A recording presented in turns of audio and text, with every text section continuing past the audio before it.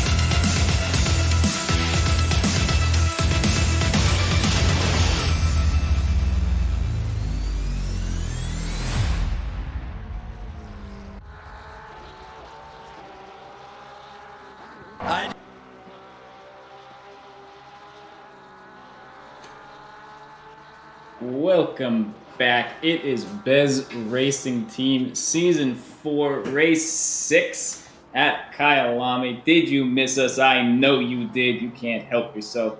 You have a problem and you should talk to someone about that. As always, I am Reagan.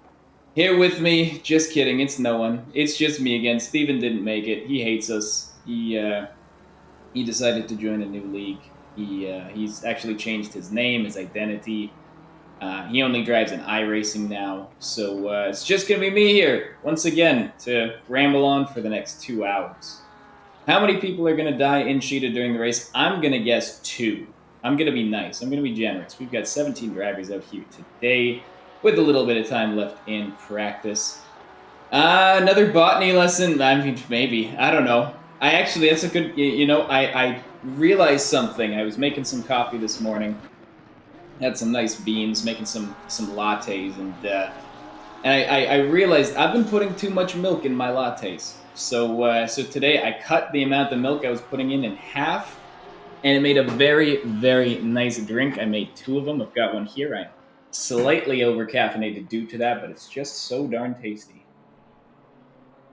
That's a good drink. Right at the bottom of it too. So all that caffeine is just living in my brain. KYALAMI, great track. My favorite track in the game, to be honest with you. The only track that I've ever been able to keep up with Marcus Murray in a couple races here. So I'm quite excited to be seeing our drivers out at KYALAMI. And as usual, we've got Oystein Brenham at the top of the timetables for practice, with Tyler Babin, very fast driver who's been missing the last couple races, out there in P2 with a 41.432. I'd like to say that I've gone faster than all these times, and I have. So these guys are slow as shit, is really what I'm saying. That's not what I'm saying at all. I don't know what the conditions are. In fact, you know what? Let me tell you guys what the conditions are. That would probably be better than just ragging on our drivers out here. We currently have 21 degrees optimum. They have no excuses. They're all slow. Where did the stream go? There we go. You guys should all go watch someone else. They're not fast enough for our wonderful viewers here. Already up to 9 viewers too. Yeah, always like to see that. I'm sure they're going to go away very quickly as soon as they realize that. Once again, it's just me here. Steven, he's out visiting family, so he's not here today. He has a legitimate excuse once again.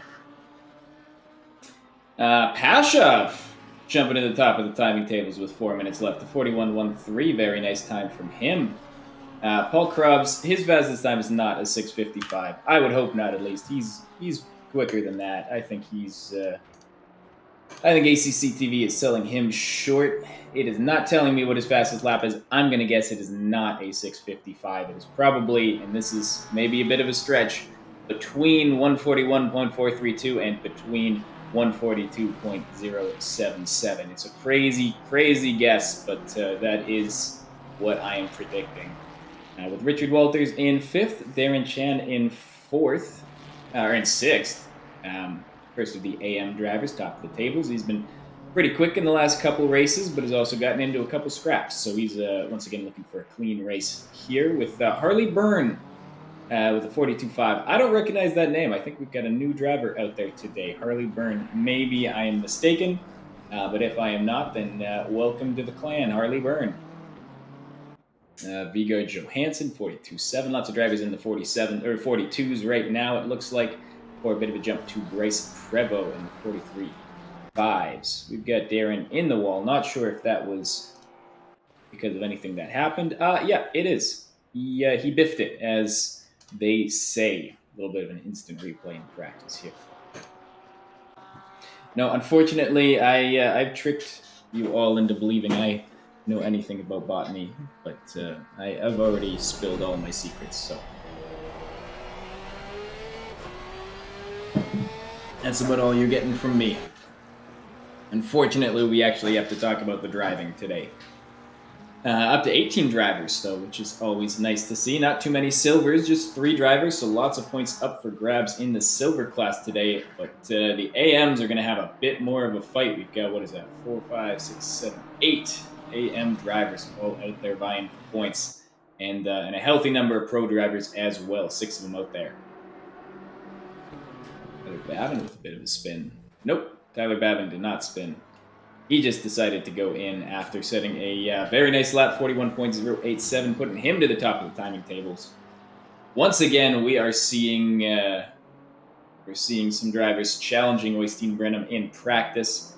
He, of course, drove away quite cleanly at Silverstone last week for a win for Brenham, but of course, every race brings new opportunities, so we'll have to see what happens here. KYALAMI's high altitude, there's no front or rear grip. Yeah, that's true. KYALAMI is high altitude, and it has some elevation changes in the race as well. Lots of tricky turns, but it's also got a good smooth flow to it once you can find that limit. The problem is, of course, with KYALAMI, if you go over that limit, there is not a lot of leeway, especially when you get into, what is it called? It's not coal mine. What is it? Mine shaft. Once again, mine shaft can be a bit tricky. Not mine shaft, that's not even the turn I was thinking about. It's just called the Essence. I know what I'm talking about. I've done lots of preparation. There's an issue with the logo graphic. What's the logo graphic doing?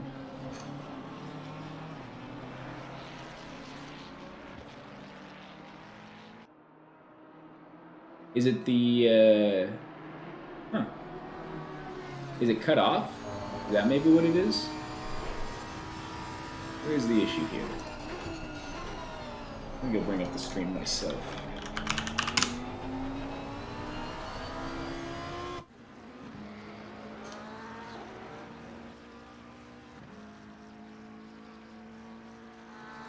Oh, that is, yep, no, you're right, that's weird. That is all one thing. Yeah, the shadow's being a bit weird here. I can tell you, as a well-practiced Twitch streamer, I know exactly how to fix this.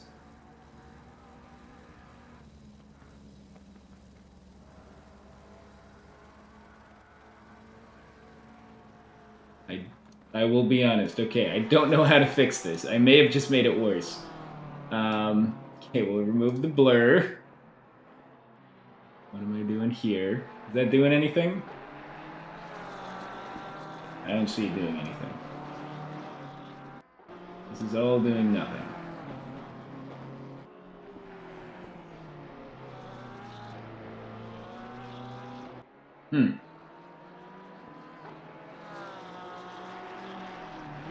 But you know what, Darren? I don't know how to fix it, so I'm just going to say that nothing's wrong, you're crazy, and you should get your eyes checked. Yeah, this is your fault. And I think it was really terrible of you to mess with the stream like this. Yeah, really just terrible stuff. What if I just...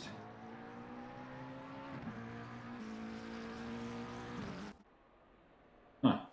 Well, you know what? I could spend all this time trying to fix this thing. And maybe I still will. But right now, we've got our AM drivers going out for the first 10 minutes of qualifying. As usual, we have 10 minutes for the AMs, 10 minutes for the Silvers, 10 minutes for the Pros. Unless something has changed, and I do not believe it has. That is how it is going to be. Let's go swap ACC TV over so that we're actually seeing somebody who's driving. Like Bryce Prevost. First of the AMs getting out on track. Yes, I'm aware it's the same. I do not know how to fix this. I'm trying. Again, I'm gonna... There we go. Oh, that's better. Yeah, that looks much better. How's that? Is that good? I wonder if it's separate. Oh.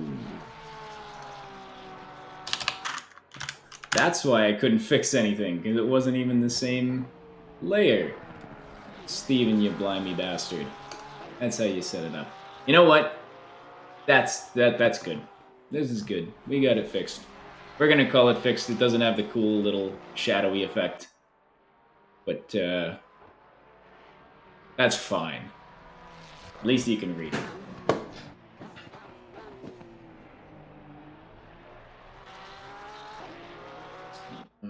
Let's pull up our personal best and our quality personal best delta, which will mean absolutely nothing for the moment, but that is okay.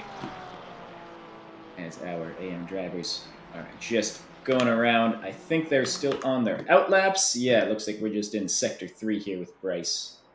So shortly we'll be seeing what these drivers can do. Yeah, in fact, it's going to be Darren Chan, the first of the AM drivers to start his lap. Let's see what he and the other AMs can do.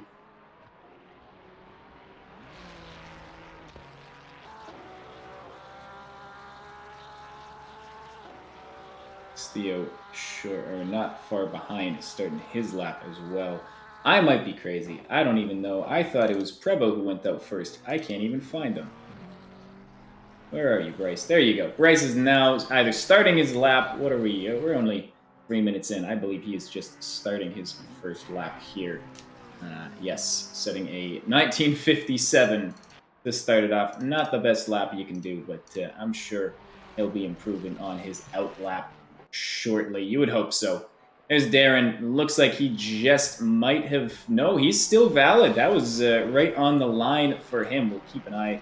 Stay on Darren Chan for our first lap. We can get a good idea of what the back half of the lap looks like. Put it on Helicam. Give you a nice overhead view. Going through the S's at the moment. Tricky part of the lap before going into this this hairpin. I've never fully been able to figure out how to take that hairpin.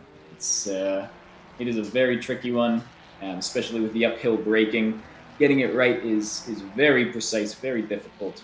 And, Darren looks like he managed it not too shabbily. So we'll see how this lap comes around. Just missing the apex a little bit there, but it did look pretty clean. Didn't see much tire spin or anything, so not the worst. Takes Cheetah nicely. Not Cheetah. What the heck am I saying? Yeah, Cheetah. I do know what I'm saying. Takes Cheetah pretty well into Ingwe, the final turn 16. And let's see what Darren sets for the first time. That is a 42.8 for Darren. Not the fastest. We've seen him go faster, so I'm sure he'll be looking to improve on that. But it is a valid lap, which I know you were worried about that in the chat. So there we go. That is a valid lap for Darren. He is going to be setting at least some kind of lap time so that he can be happy with. Nicholas Castillo coming around with a 45.2. Definitely some time to improve on there. And then we've got Henry Jaje coming around with 43.62. Prevo with 43.7. So some close times on the board as well. Lots of drivers getting out there trying to set their first quality laps. Again, there's a lot of AM drivers out there today, 8 AM drivers in total, so lots of points are up for grabs, but a lot of competition for those points in the AM class. So everyone's going to have to be on their toes here in these first 10 minutes.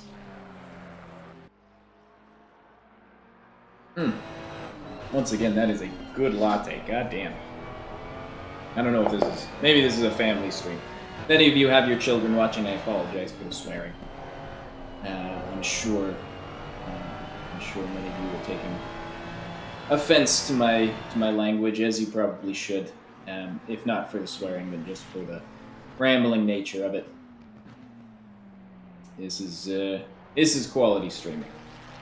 I always do, of course, appreciate the 14 viewers we've got. I know lots of you are driving at the moment, and it's always nice to have some drivers sitting in the chat. You know, like Paul Krabs, currently waiting for the pro class to qualify. Nice to have you here, Paul.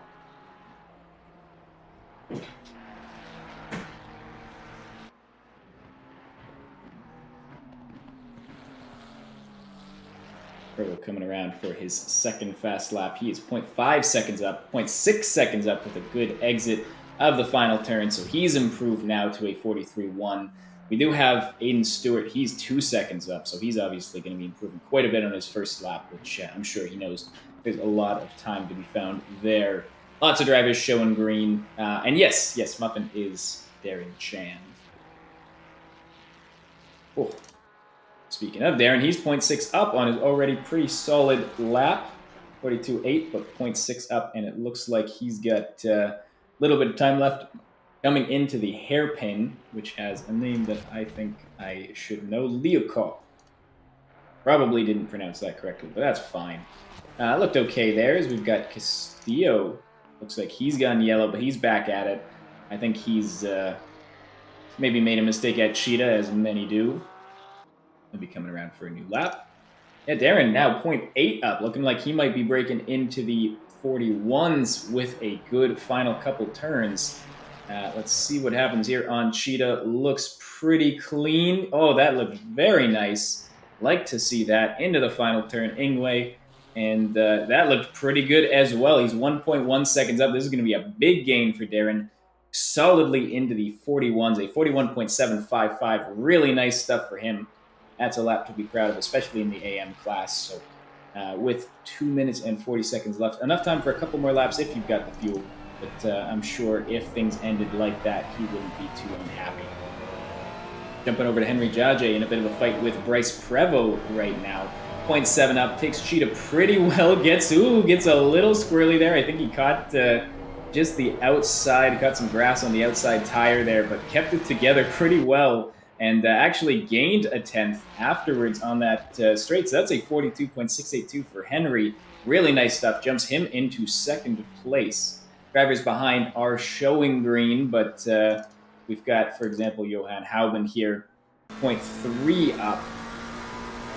But not seeing big gains from any of our drivers so far, though it looks like a nice little sunset for Johan. Johan there. Again, gets a little squirrely. This is a track where the limits are hard to find, and you can have some fun with them, as Johan did there. He's still 0.4 up after getting squirrely on the exit of Sunset, and then into, what is it called? Not barbecue. It is Clubhouse.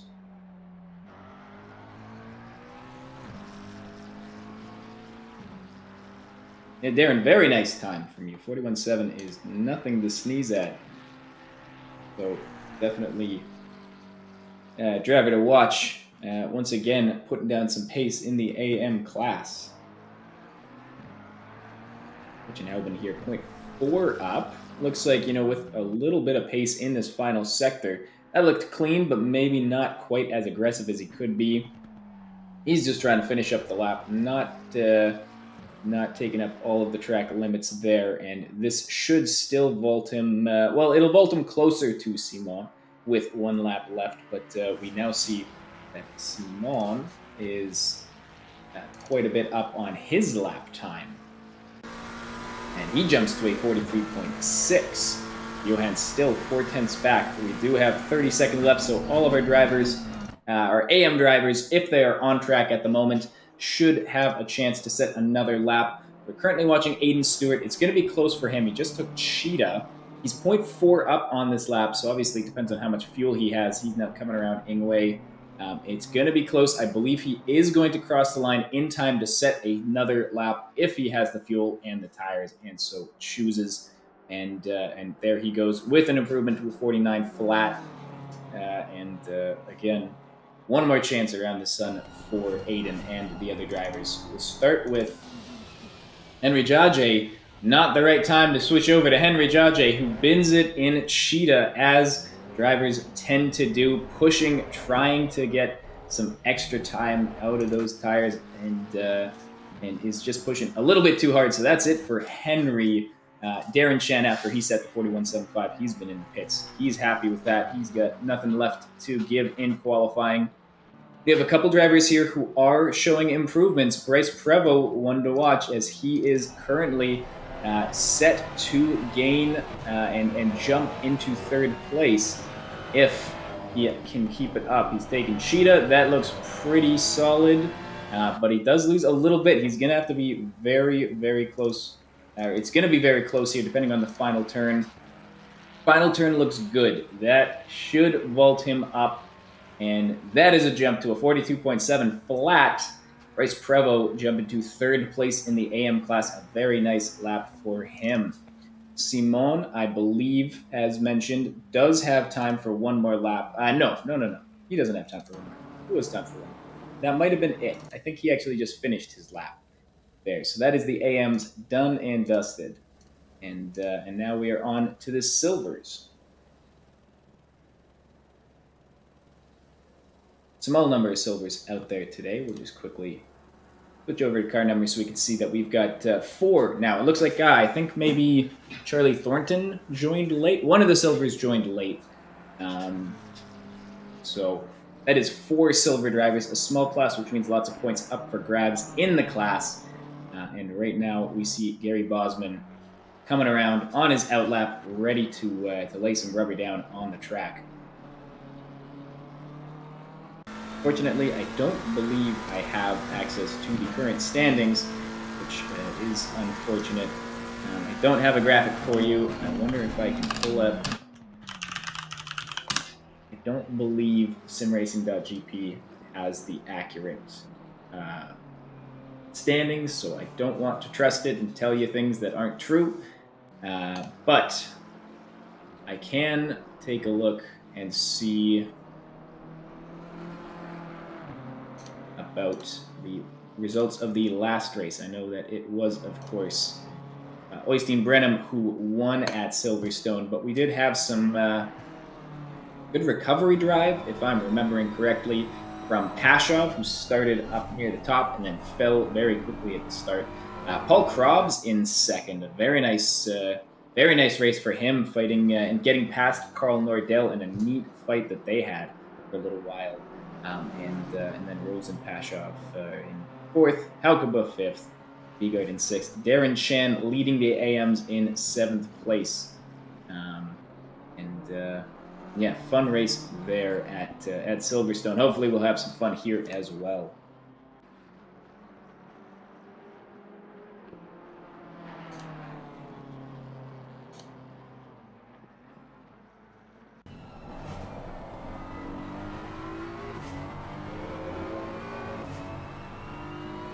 So we do have the first of the silver times coming in. We've got Marcus Ness with a 43.48. Not a bad time for him. We've got, there's Kurt Peters coming around with a 43.322. It's not Nate Byrne. It's Harley Byrne. I've got to remember that. I got to be careful. Nate Byrne not participating today. I haven't seen his name much. I'm actually not sure if he's participating in the championship. It shows up in the list. It does not. I don't believe Nate Byrne is participating this season. But Harley Byrne taking over the Byrne name for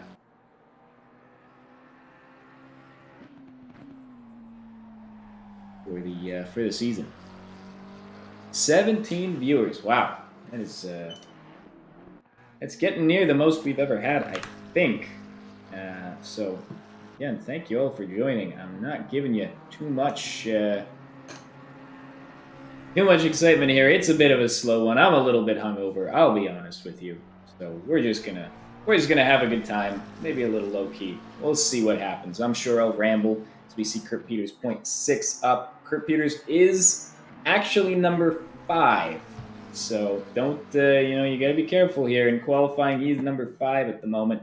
He may be number 1 in our hearts, but he is number 5 in qualifying at the moment. Should see a good increase here, though, as he's 0.8 up.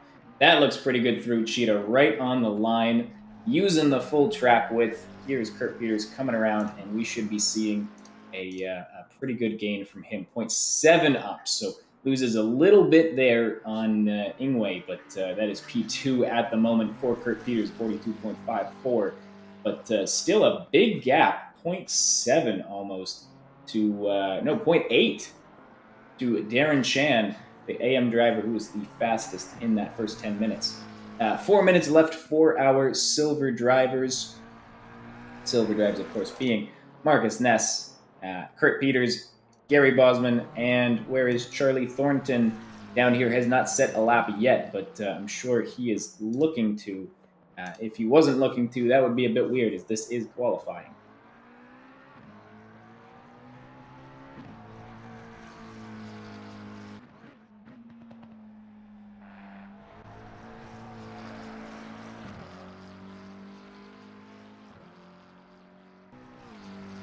I don't know, Darren, 41.755. That is a very competitive time. I wouldn't be shocked if that was still at the top by the end of the silver drivers. With 3 minutes left, there is time for a couple more laps from our drivers, and these drivers, Kurt Peters, Charlie Thornton, Marcus Ness, and Gary Bosman, all capable of fast times. So I don't want to say anything is locked in at the moment, but they will take a big gain from any of our silver drivers in order to compete.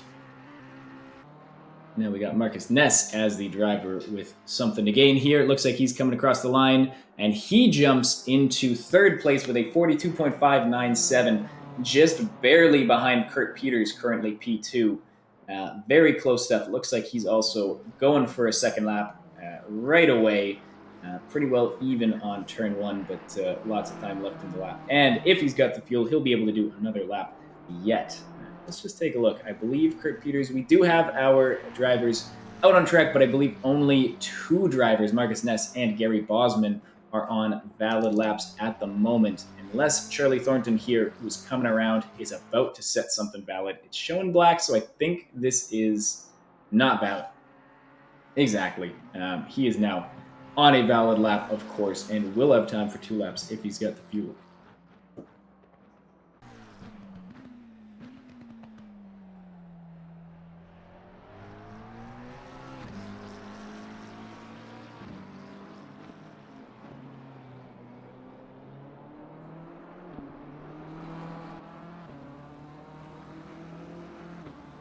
Marcus Ness enters sector 3.3 seconds up. He only needs a slight improvement in order to pass Kurt Peters at the moment as he comes through. Eventually, I'll start remembering turn names. What is that? That is Mineshaft into Crocodile. And the ever-important Cheetah looks like he went a little bit wide there, so maybe not as precise as he would like to be. But again, with him only needing 0.2 or needing less than 0.1 to gain here to get into P2. This will be a jump for Marcus Ness into P2.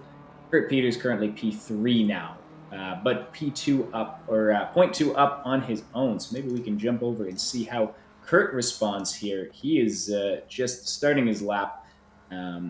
That's looking a bit wide, not as wide as you would like to be, or not too wide, I would say, as he's in turn 3. Coming through Sunset, and that looks pretty good, but it looks like it was pretty good in his last lap as well.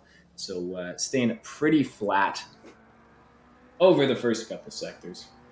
We'll see what he does here. He's coming through the S's. The S is a very fun sector as long as your tires are holding up. It looks like Kurt's tires are holding up. He makes a slight gain there. He needs 0.2. He's got 0.1. He is half of the way as he comes through the U-turn here. It's showing him with a big gain, but I think that is short-lived. He may have gone just a little bit deep. He is now flat on the lap, and he's going to need something special here as he comes through Mineshaft and Crocodile. There we go. I'm starting to remember turn names. This is what quality Twitch streaming is all about. Crocodile looks okay. He's going a bit wide there. You are able to do that. That is valid terrain according to ACC. 0.1 up now. That looked okay through Cheetah. He's got one turn left to make the gains. It says 0.1. It might be close. Technically, he could pass it with a 0.1 up, but it looks like he is going flat. Makes a modest 0.03 gain, and that is going to be it for Kurt Peters. Harley B Racing, thanks for joining us. Glad to have you here. I'm guessing that is Harley Byrne, and always nice to have new faces out and with us. Charlie Thornton, a name that we haven't mentioned too much in qualifying. He's just finishing up his lap. He is a second up right now, a 44.437, just coming around Cheetah. And that looks okay, but he got a little bit squirrely there. Still showing 0.1 up, maybe a little bit wide on Cheetah. Did I say Cheetah? Crocodiles versus Cheetah. He's still showing quite a bit up, maybe just taking a little bit off to make sure he sets a valid lap here. 1.2 seconds up regardless. This is going to be a big one for him, and he jumps to 7th place. My understanding is that is the last of the silver drivers, unless, who are you? You are Richard Walters. You are a pro driver, so that covers it for our silvers. Once again, just to make things a little bit easier for all of us, myself included. Let's just show you here. We've got Darren Chan still first place in the overall out of the AMs and silvers, 41.755, a fantastic lap from him. Followed by two silver drivers, Marcus Ness and Kurt Peters, both very close, 42.36 and 42.477. A couple more AM drivers, Henry Jage, Bryce Prevost, Harley Byrne, newcomer to the series, and then Charlie Thornton putting that last second lap together for 7th, 43.217. We've got Ligier Sumont with a 43.63, Johan Houwen in 9th, Gary Bosman 10th, the back of the silver class, and a couple more AMs to follow. We've got our pros out on track now, including Richard Walters, who is just starting his fast lap. We've got our fastest boys out on track, and let's see what they can do.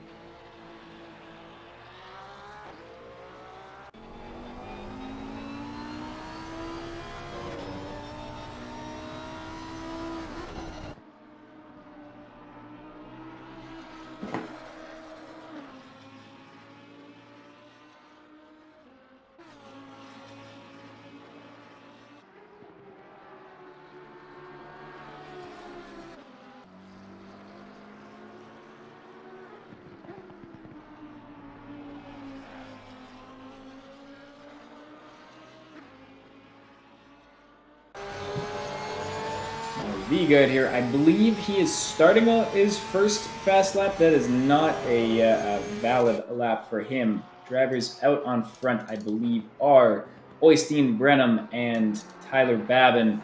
Both drivers we can expect to see near the front of the grid and certainly near the front of qualifying. Let's see what they do here. Tyler coming around Cheetah. I believe this is the first fast lap for both drivers. We'll start with Oystein Brenham. He's coming around. Let's see what he can do. Shortly after, we will see what Tyler Babin can do. That is a 40.982 and a 41.62 for Tyler. Oystein has immediately jumped into the sub 41s. A ridiculous lap time for him to start off qualifying. Still 6 minutes left. We've got Paul Krobs at a 42.18. Magnus Haukebut a 43.39. Lots of drivers setting their first times, and looks like lots of time still left on the table. So we'll just jump over here, go back to our personal best delta, and we see Tyler already ready to put some small gains on that lap. It looks like Oystein Brenham, I think, might have even gone back to it. No, he's driving. He might have just gone a little bit wide somewhere. This lap is not valid for him. So we have him just waiting, getting around the track before he can give it another try. Paul Krobs looks like he's got a pretty good gain. Magnus Haukebut, he's 0.6 up. I think after a 43.395, he knows he can go faster, and it looks like he is doing so very quickly. And then, of course, just two of our pro drivers have not set lap times yet. That is Johansson and Pashov. Both of them looking like they're going to jump. We've got Johansson ready to go with a 42.24, and if we come look at Pashov, he's got a little bit left in his lap. So hard to say what that 0.4 delta means. Could mean anything. Could be anywhere from a 39.9 to a 45.2. Those numbers didn't really mean anything. Those are the kind of insightful commentary you're going to be getting today. So instead of listening to me ramble, I think we'll just watch one of these fast drivers try to do some lap times. As we see Richard Walters going through Cheetah. That looked pretty good. It looked like maybe he might have even kissed that inside curb, the curb of death. But no harm, no foul. Richard is going to make a small improvement, it looks like, to a 41.74. It does jump him above Darren Chan by 0.015. Important 0.015 there to get him into third. Do they? Let's go take a look at the leaderboard here. We've got Tyler Babin with a 29.952. We've got Oystein Brenham with a 29.952. Look at that. You are correct. That is very cool. What's interesting, what's kind of funny is that we see Oystein Brenham. I'm looking at his potential. So his fastest lap time of 40.982. His potential fastest lap time is a 140.981. So he's got a 0.001 that he can gain based on his fastest laps at the moment. It says that he's currently 0.4 up, so maybe it's wrong. Oystein Brenham just showing some ridiculous pace here. Looking at a low 140 if he keeps this up, and I'm sure he's got a good chance of keeping it up. Although that looked a little sketchy, doesn't seem to lose him time. In fact, he's gained 0.2 since that. Wow, this might be something special here. He did lose a little bit on Ingwe, but that is a 40.305 at a time when no one else has even started to sniff at the sub-41s. Wow, that is Oystein Brenham really showing his stuff here. Why he is the current overall champion and how he intends to keep that title. Babin not going away. He's set a 41.232, and Pashov now very close behind with a 240. So Babin and Pashov definitely going to be duking it out for that second position. I'm going to make a bold prediction and say first place is pretty well locked up by Brenham at this point, but who knows? Maybe one of these drivers has a miracle left in them. I'm not so sure, but crazier things have happened.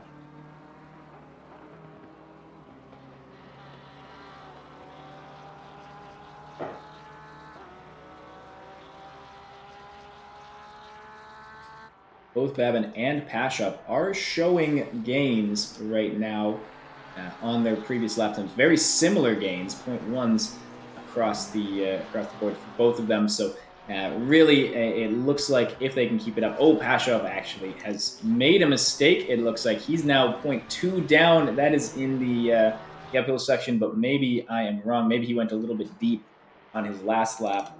Regardless, Tyler is 0.2 up. He's now losing a little bit here. Both drivers. Oh, Tyler.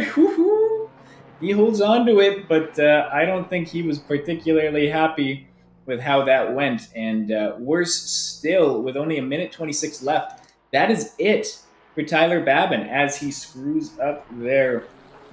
Catches the curb on Cheetah, gets a little wonky, and finishes it up. So Pashov now, he's shown very close to even. I don't know if this is going to be anything. It looks like it is not. He did not improve on his last lap.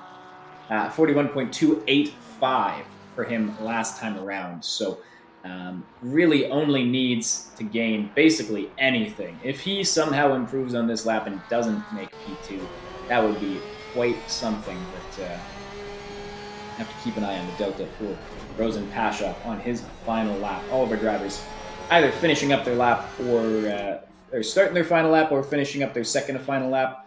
I believe everyone except for Richard Walters, who is currently invalid. He'll be able to do one more lap. He'll be the last of the pros to do so.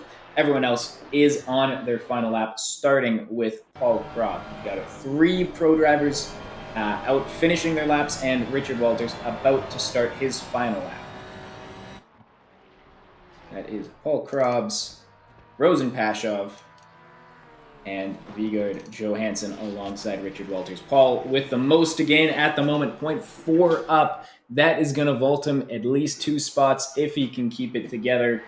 Currently 0.3 up. Darren Chan and Richard are sweating at the moment, though Richard is in the pits. He is done, actually. He has decided not to set another lap for one reason or another. Paul, he was 0.3 up. That looked a bit sketchy, and the gains that he had are slowly rotting away here. He's going to have to do something good on Ingwe. It's showing 0.1.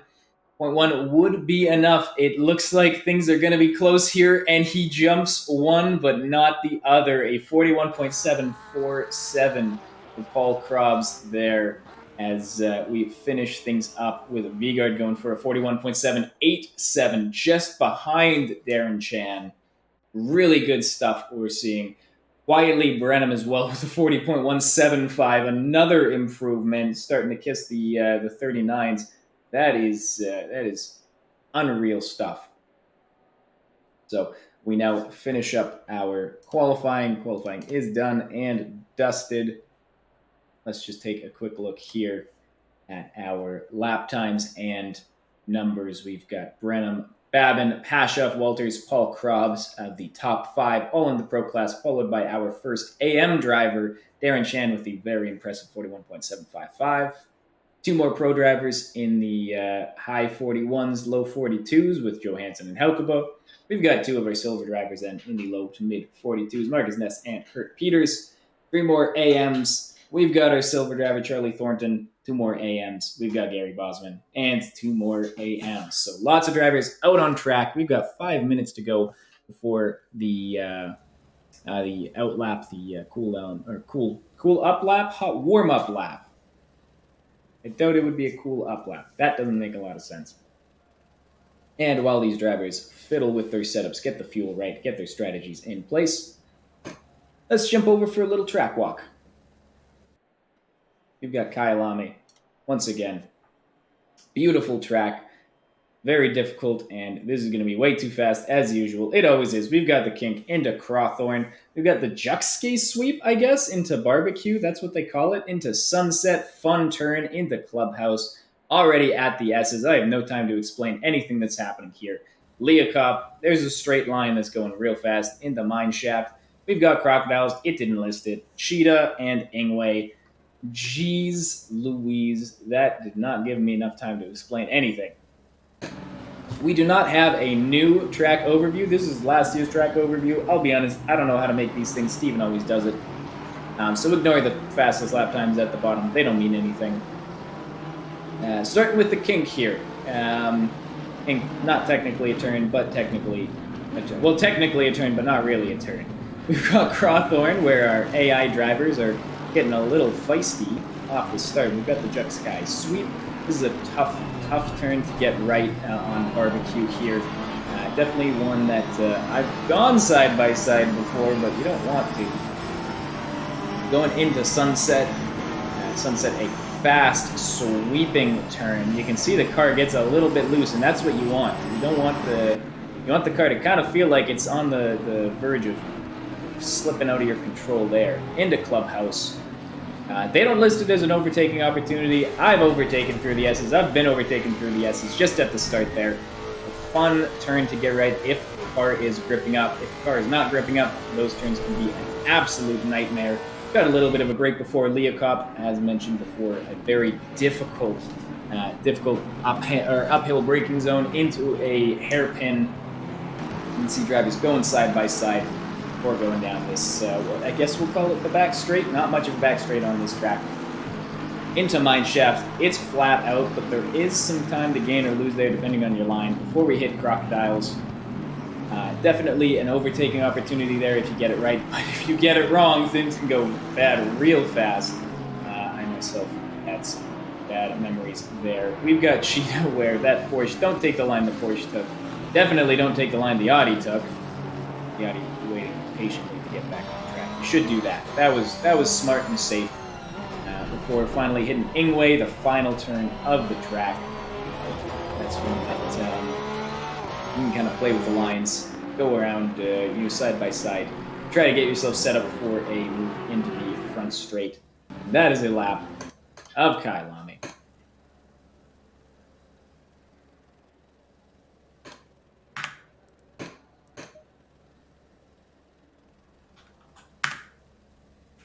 I'll just leave this here so we can take a look. We've got 26 degrees, 29 degrees on track, so a little bit warm, but nothing crazy. We've got a minute 23 left, and you know what? With that, I'm gonna go grab myself some water, take a little break here, let my throat cool down before the race starts up. We've got 19 drivers ready to go. In about 3 minutes, the action will start.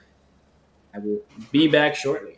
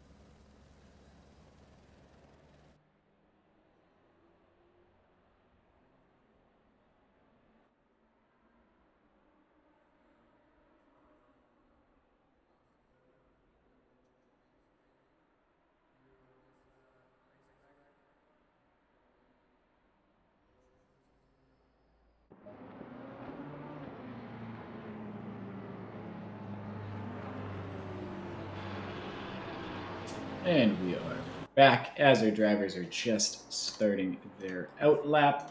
Here, the formation lap. Oystein Brenham, of course, P1. Comfortable win for him last race. I say that I believe he had a little bit of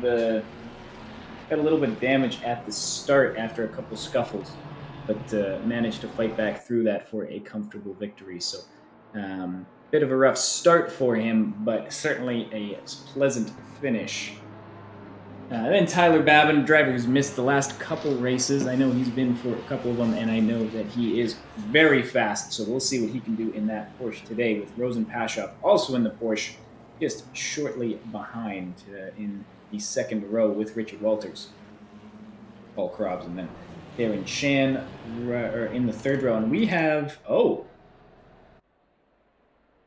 Charlie, who has gone to the pits in the formation lap. That is not good to see. Hopefully he's not having any mechanical troubles here with his sim rig. Let's just hope that he is able to drive with a pit lane start. It is not the worst thing in the world. Nobody likes a pit lane start, but it's certainly better than having a DNF. So Charlie in the pits will keep an eye on that situation and see what happens with him. Hopefully everything is okay there. Turn 1 at KYALAMI can be a little dicey, a little spicy.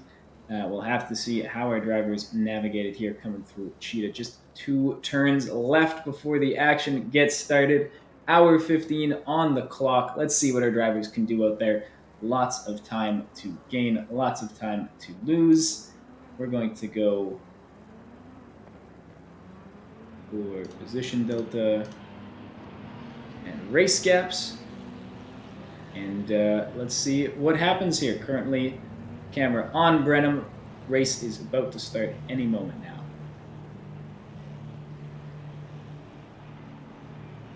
Green light. Give it okay. And we're off.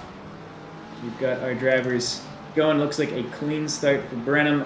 Not at risk of losing any positions yet, depending on how the braking zone goes. Looks like Tyler Babin as well, pretty comfortable. Although we do have 2 Porsches there briefly. Looks like they wanted to come together, but they didn't. We do have 3 drivers back here. Oh no, we've got Bryce Prevost, Aiden Stewart, and Henry Chaje getting into it. That is unfortunate for those 3. Looks like at the front, things are pretty clean. Top 6 staying as the top 6. Kurt Peters, we've got a bit of a fight here, though. Kurt Peters now up to 8th, starting in 10th. Maybe a bit of a tap there between Helkaba and Ness. Not sure, hard to say. Regardless, drivers are all going no worse for wear. Things are tight at the top, but relatively clean. We can't say the same for the back half as we have Henry Jaje and Charlie Thornton.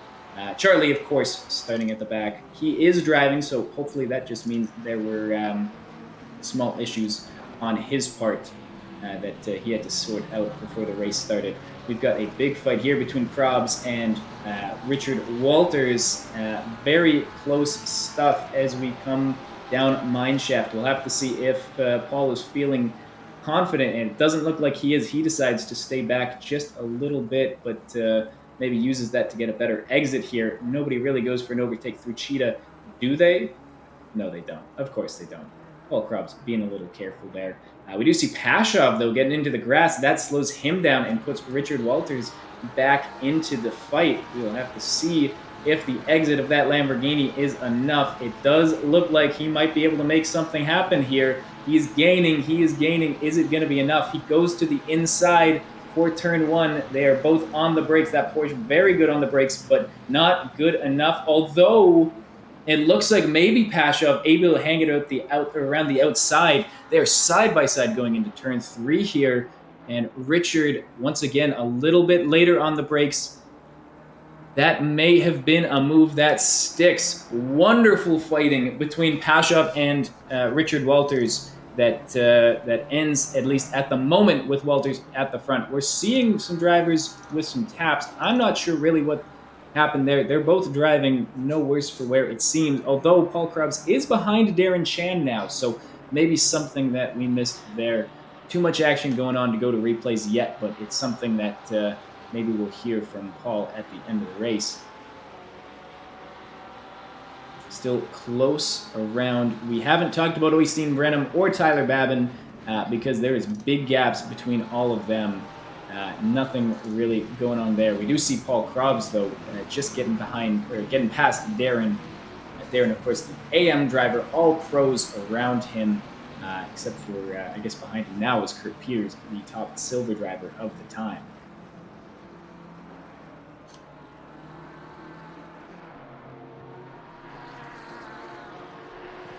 Things are maybe starting to settle a little bit. We're not seeing big gains or losses, except for, of course, near the bottom. We do have Henry Jage, Bryce Prevost, and Charlie Thornton as our big losers. Charlie, of course, had to start from the pits, so his negative position delta is not quite so jarring. But Bryce Prevost and Henry Jage, part of a three-car collision at the start turn 1 that is not great to see. We're going to go over to here to race gaps. We're just going to clean up this screen a little bit, give you a bit more room as we have... Oh no, that is Pashov and 2 other drivers. We're going to go just to a quick 10-second replay here, see what happened. That was not good. This replay did not go to the right camera angle, but we do see 3 drivers involved in a collision there. That is big stuff for Pashov and Johansson, who have now dropped to 15th and 16th place, along with Bryce Prevost here. No, Bryce Prevost was not involved in the slightest. But that is, of course, 15th and 16th for Pashov and Johansson. A big loss for those 2 drivers. Big gains, of course, for Darren Chan and Kurt Peters, who are currently running in 4th and 5th place. Really impressive stuff for them. Right now, they're taking full advantage of a bit of Aji-Baji at the front as they're coming down. I hope things are still running there. Oops.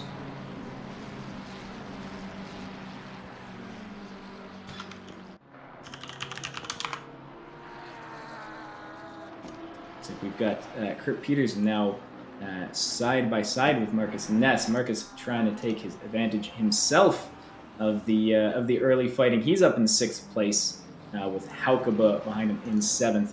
You see Paul Krobs, who must have dropped back. He may have been involved in that collision himself, just to a lesser extent, is my guess, because he is now side by side with Simon, fighting for 9th place. He was, of course, fighting much farther near the top earlier. He is sticking to that inside line, making sure that he is able to stay ahead of this AM driver, but, of course, Simon doesn't want to give up the position easily, not without a fight. Here we have Kurt Peters. We'll go to a quick 10-second replay on him, see what happened here. Kurt Peters in turn 2. Oh! That is an odd one for Kurt Peters in turn 2. Just the car got a little squirrely for him out of nowhere. And he is now dropping back. Charlie Thornton as well showing yellow. He might have had an incident that went unseen, but still in 18th place. Is past Aiden Stewart after starting from the pits, but he's got a long way to go yet.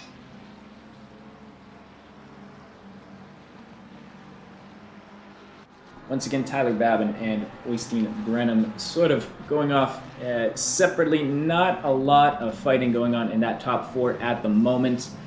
But we do see Simon here fighting with Kurt Peters, and there you go. I don't know why it's saying there's any incident there. There was no contact. That was just good fighting. We're jumping back here where it looks like Prevost's trying to get a run on Bosman. You know what? Let's turn off the autopilot. See if these two, if we can see what happens here. We'll go to the helicam as it looks like Gary may have lost the spot, and that is a Porsche going very deep on the brakes. That's Rosen Pashov, who maybe just missed his braking point and luckily was able to get through the crowd without so much of an incident. So he has lost positions but has kept the car going. As we've got a good 3-way fight here. Looks like Darren Chan may have had a moment or maybe just lost a position here. Lots of fighting going on. It's hard to keep the autopilot on when there's so many fights to focus on. We've got Haukeba and Byrne now fighting, and that is... Oh, that is not great stuff there for Harley Byrne. He is spun out on turn 3, an easy place to do it. Getting into a fight with a pro driver, and unfortunately, bit of a spin, no contact with the wall, no contact with the other drivers. So the only thing that may be hurting him a little bit is his pride, but even that shouldn't be too worse for wear, as he is able to keep going. That kind of incident happens to just about everyone on turn 3 here. It is a rough one. This track is full of traps for an hour, 15-minute race. You got to be very careful the whole way through. Magnus here, going for the dive on Darren Chan. Gets it done nice and neat. Although Darren with the better exit. He's thinking about going for it. He's actually, it looks like maybe just backing off. He knows this isn't his fight, unless maybe we see something crazy in the braking zone. I don't think we will. I think that is a stuck move for Magnus. Darren knows his fight is not with the programmers this week. Revo trying to get something done with Vigard, which is interesting. Vigard, of course, a pro driver who fell from grace at the start of the race, and has fallen back with Pashov, one of the other pro drivers, who is just trying now to make a recovery drive. And it looks like Vigard is maybe going for a move here on Hauben. He is now past. Maybe Hauben also recognizing that he might not need to fight with a pro driver, but that may have actually opened him up for a fight with Prevo, and Prevo, it looks like, is now going down the inside.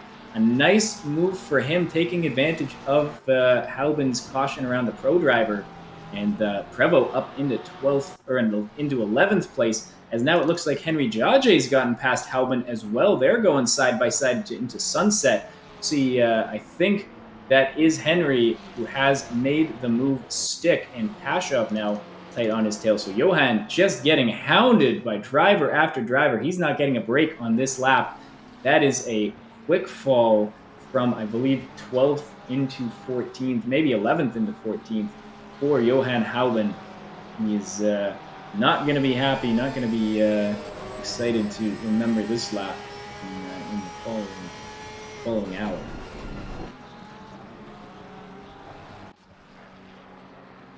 Looks like Byrne is now getting something done, as I believe Simon might have caught the grass there a little bit, slowed down, so he's now has an opportunity to make something happen through Crocodile. That is, I believe, Simon going a little bit defensive. Again, not going to be able to make a move through Cheetah, but we'll see if he's able to make something happen. Definitely makes the track a little bit wider, but he has Pashov, or yeah, he's got Pashov to... No, that is Johansson behind. He's got Johansson to contend with, a pro driver, so definitely a tricky situation for these drivers. Johansson trying to get past the AMs back into the top flight as fast as possible, while, of course, our AM drivers trying to fight their own fights here. It does look like Byrne going down the inside on Simon, and now gets a little bit of breathing room as Johansson and Simon sort of swap positions. So that is a nice clean move for Harley Byrne. He's now got Johansson right on his back. We'll see what happens here in the next couple turns if he decides to fight for this position or if he decides to let the pro driver by. It's both positions, or both choices are valid. Just depends on how he's feeling today. You also see behind Pasha going for a fight with Henry Jage. Again, our fight near the top, we've got big gaps there, as we'll see here, Pasha with a really nice exit there. He is through the uphill section for the braking zone here, and that is a nice clean move against Henry. He's making his way back, a recovery drive for him and Vigard. We do see Vigard has had a little more success getting these early overtakes done, getting himself back through the field. He's back into 9th, as these two drivers were in 14th and 16th at one point not too long ago. We're only 15 minutes into this race. Oh, we're only 12 minutes into this race. Lots of time left for gaps to be closed and to open, as we see Johansson here going down the inside, trying to make the track as wide as possible. Harley Byrne is being cooperative, but is not giving him the spot. Without at least a little bit of a fight, it looks like they are going to be going side by side into turn 1. We'll see if Vigard, the pro driver, is able to get on the brakes better. He actually is not. He brakes a little bit earlier, but that may have been on purpose, as we see Byrne goes just the slightest bit deep, and that allows Pasha past without too much of an incident.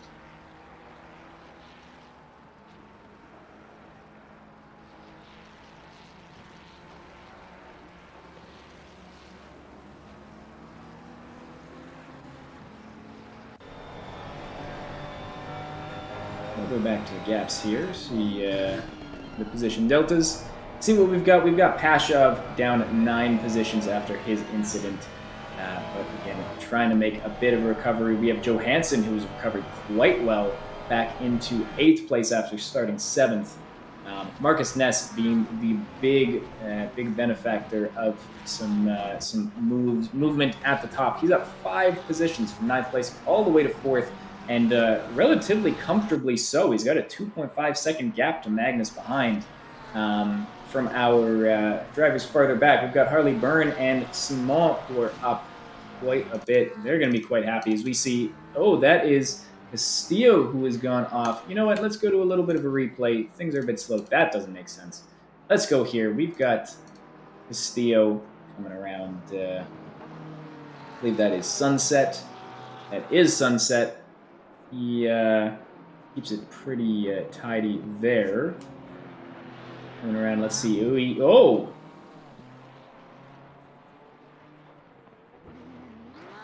Huh. That ain't right. That's I don't know if I have to tell you guys that, but that didn't look right to me. I think there may be some shenanigans going on there. That Castillo had some very unfortunate luck because of some internet shenanigans. So looks like that's something we'll have to keep an eye on. Maybe there's some connectivity issues going on with some of our drivers. Hopefully not. Hopefully that is the first and last internet-based incident we see.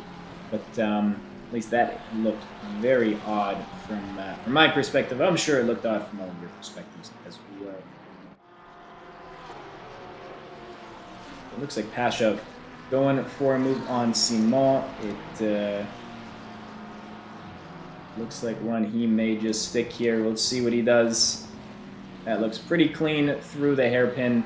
He is now ahead, and it does allow Prevost to get a move on Simon as well. Just a little bit opportunistic, and he is up into 11th place. The fighting in this midfield has been very exciting the whole race throughout. We're seeing constant movement, and we're seeing a lot of drivers take advantage of the surging pro drivers. We see there as well, I think that is Jaje making a very nifty move on Simon. He's up into 12th place and thinking about having a fight with Prevost. So yeah, very, very fun fighting in these 8 through 14 positions. We see all sort of gold, sort of these under 2 second gaps, whereas the top drivers are maybe just settling in a little bit at the moment. We do see Brenham. I guess we can talk about him. Why not? He's 9.2 seconds up on Tyler Babin already. He's 9.2 seconds up, and we are about 17 minutes into this race. Barring an absolute disaster, I think we may not be talking about Brenham too much for the rest of the race. He may just be driving off into the distance. Fastest lap of a 41.547, where I believe the next fastest lap is Tyler Babin with a 42.445. So we've got one driver in the sub-42s, and no other drivers even getting close to that. So, yeah, Oystein Brenham, he's a fast guy. Nobody's surprised about that, and he's showing just a little bit extra spunk in this race in first position, and already starting to show a close to a 10-second gap to P2. Tyler Babin also running away just a little bit, not quite the same effect versus Richard Walters. Last lap for Richard actually was a 10th faster than the last lap for Tyler, though Tyler just had a nice improvement to a 42.507 on his last lap, so that actually is no longer true. So our top drivers all putting in some consistent times. They're just trying to settle in at the moment. Again, with this track, you never know when something could go wrong, so I'm sure they're all trying to be cautious. See here, Harley Byrne, it looks like, got a good exit on Darren Chan, so this may be a little bit of a fight here. Let's take a look, see what happens. Maybe not close enough. Oh, he's considering a dive down the inside, but he gets on the brakes comfortably early, and maybe just scares Darren a little bit, as it does look like Darren may have just left some room or went just the slightest bit deep, so that does mean that Harley Byrne is in the fight once again, but we do have here Pashov behind, so this is a three-way fight now. Looks like Darren making a little bit of a gap, and Pashov is closing that gap to Prevost. Once again, we'll keep saying it, Pashov is a pro driver, but a bad start to this race after a collision, a three-car collision, and he is now trying to make a recovery drive. He hasn't had quite the success that Vigard has had. Vigard all the way up to 7th place, a really impressive recovery for him. Pashov just a little bit behind, but he is making his way as well. Only 0.4 behind Harley Byrne. We'll see if he's able to get a move done quickly, or if maybe one of our AM drivers will start to surprise with a defensive outcome.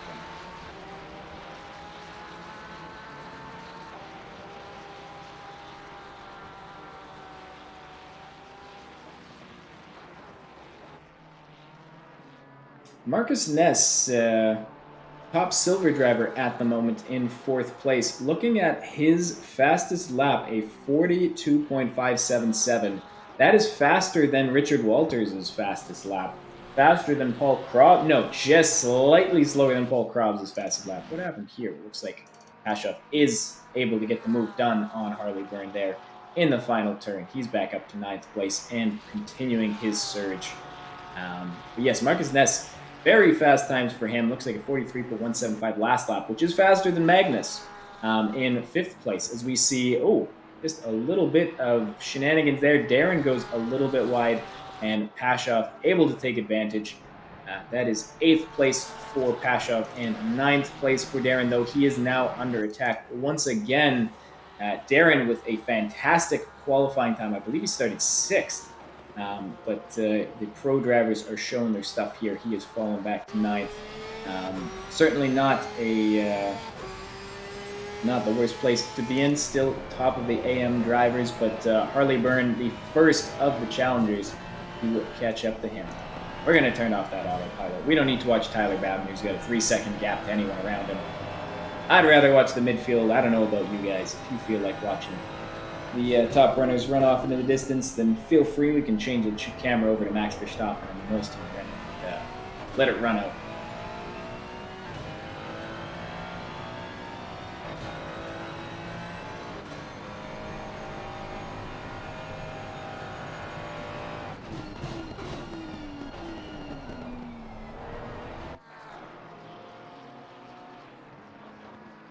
I think we've got a fight here brewing. Looks like Jajay ready to try something on Prevo.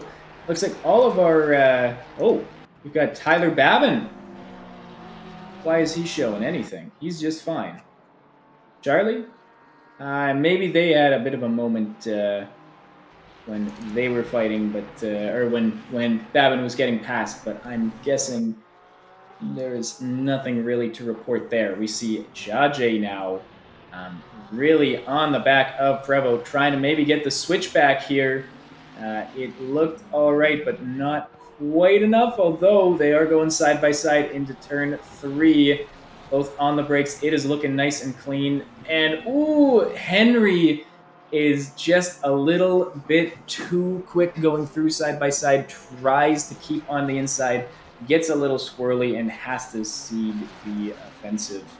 That is Prevo staying in front, squeezing Henry to the inside, and both drivers putting on a nice show here for us.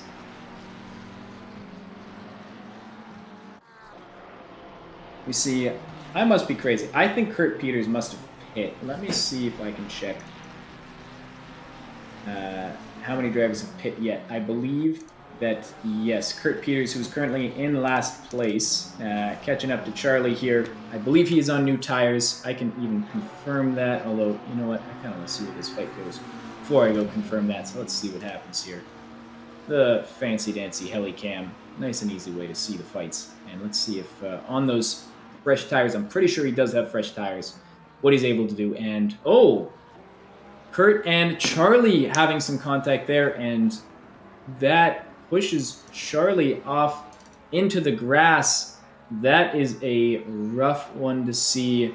One that looks just a bit tricky to call. I'm going to leave that one to the stewards, but certainly one that's going to be taken a look at regardless. That is Kurt Peters, currently in 18th place past Charlie Thornton, but unfortunate stuff regardless, as Charlie already has a rough start.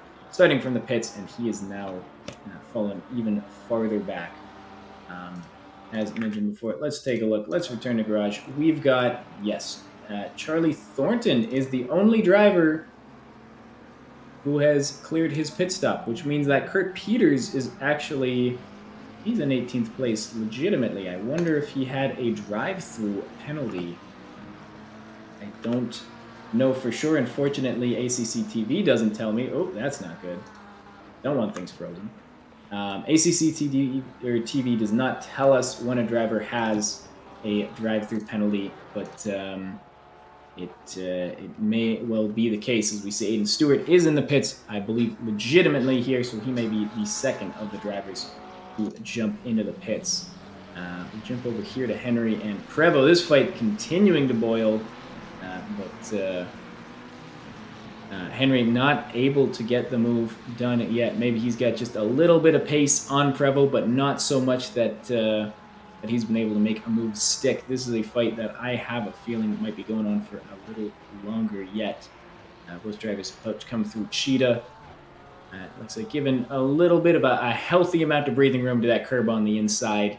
We're coming around Ingwe, and I think Henry may be smelling some blood there. He noticed a bad turn from Bryce Prevo. They are now side by side going into turn one.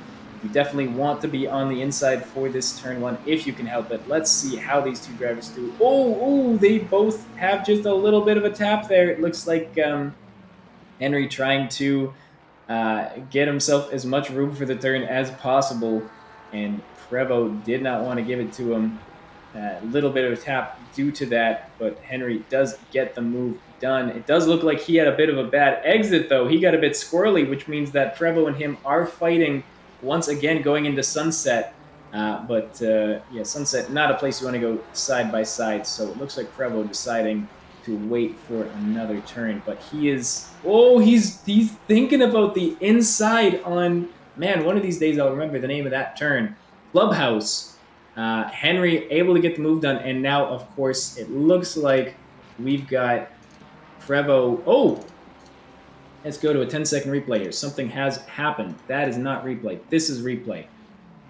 That is, I believe, Prevo, Simon, and Hauben getting into it, and that has pushed, Hauben and Simon, they are both now a good chunk away from Prevo, who came out of that the best of the three. No big losses there. We've got a big gap down to Castillo, 41 seconds. So it does bring Bosman back into the fight. But regardless, you never want to see a tap like that. They were not able to make it through Clubhouse. I do remember the name of that turn now.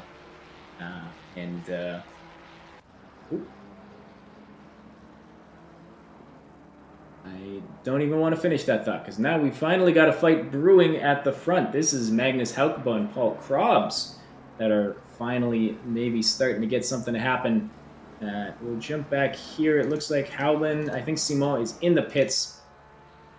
We've got Harley Byrne maybe thinking about a fight with Darren Shan. We've got lots of drivers just kind of all over the place thinking about fighting, but not quite able to make it happen.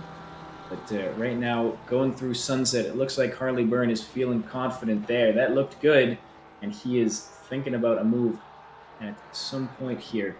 Darren Shan, again, started very well in 6th place. He's dropped back a little bit to the pro driver, so certainly not something he can be particularly sad about. I'm sure he's still quite happy. We've got Castillo here. We'll go for a quick replay.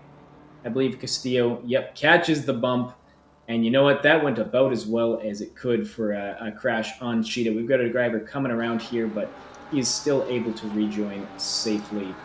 And Castillo now down in 16th place.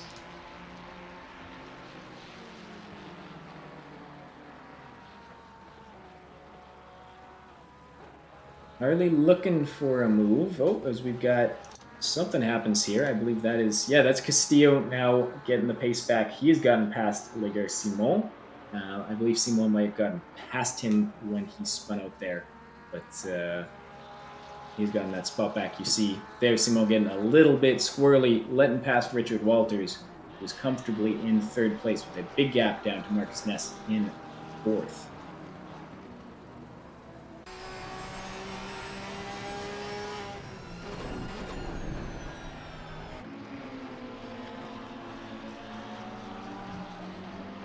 Yeah, Richard has had a very quiet, solid season in the pro class. No huge. Ooh, Castillo once again getting into it a little bit. We've also missed. It looks like Harley Byrne was able to get past. I wonder if a 30-second replay will show this. I hope so. We've got Harley Byrne here currently behind Darren Chan. But Darren, it looks like he gets squirrely, which allows Harley Byrne past on turn 2 and 3. Harley Byrne now up to 9th place, Darren Chan down to 10th, and all importantly, Darren Chan down to 2nd in the AM class. That is Harley Byrne now leading the class. Replay, there we go. Replay's done. We can jump back to our regularly scheduled programming. Harley showing a solid. Oh, something happened here? I'm not sure. Looks like Magnus and Paul Krobs getting into a bit of a fight. My understanding is Paul was in front, so we might actually go to a replay here as well. Here's Paul Krobs. Let's go to the helicam. Yeah, Paul Krobs was behind Magnus, so we're watching a replay here to see what happened. There's Cheetah, and it looks like, Magnus gets into the curb on Cheetah about as well as you possibly could, but Paul able to take advantage and gets past. Although, as this replay is going, I'm pretty sure Paul has now lost 2 positions. Paul is now down into 7th place. I wonder if we'll just do another replay here and see what happened to Paul. Well, on turn 1, and that is Castillo. Castillo on the inside with a little bit of a tap on Paul Krobs. Krobs realizes he's not going to be able to get up to pace. He gets out of the way there. That is really unfortunate stuff. We get a little bit of bumpage there afterwards as well. So as Paul Krobs, after taking advantage of a mistake from Magnus, he himself is now taken advantage of by Vigard and Magnus. He's down 7th. Magnus in 5th and Vigard in 6th place.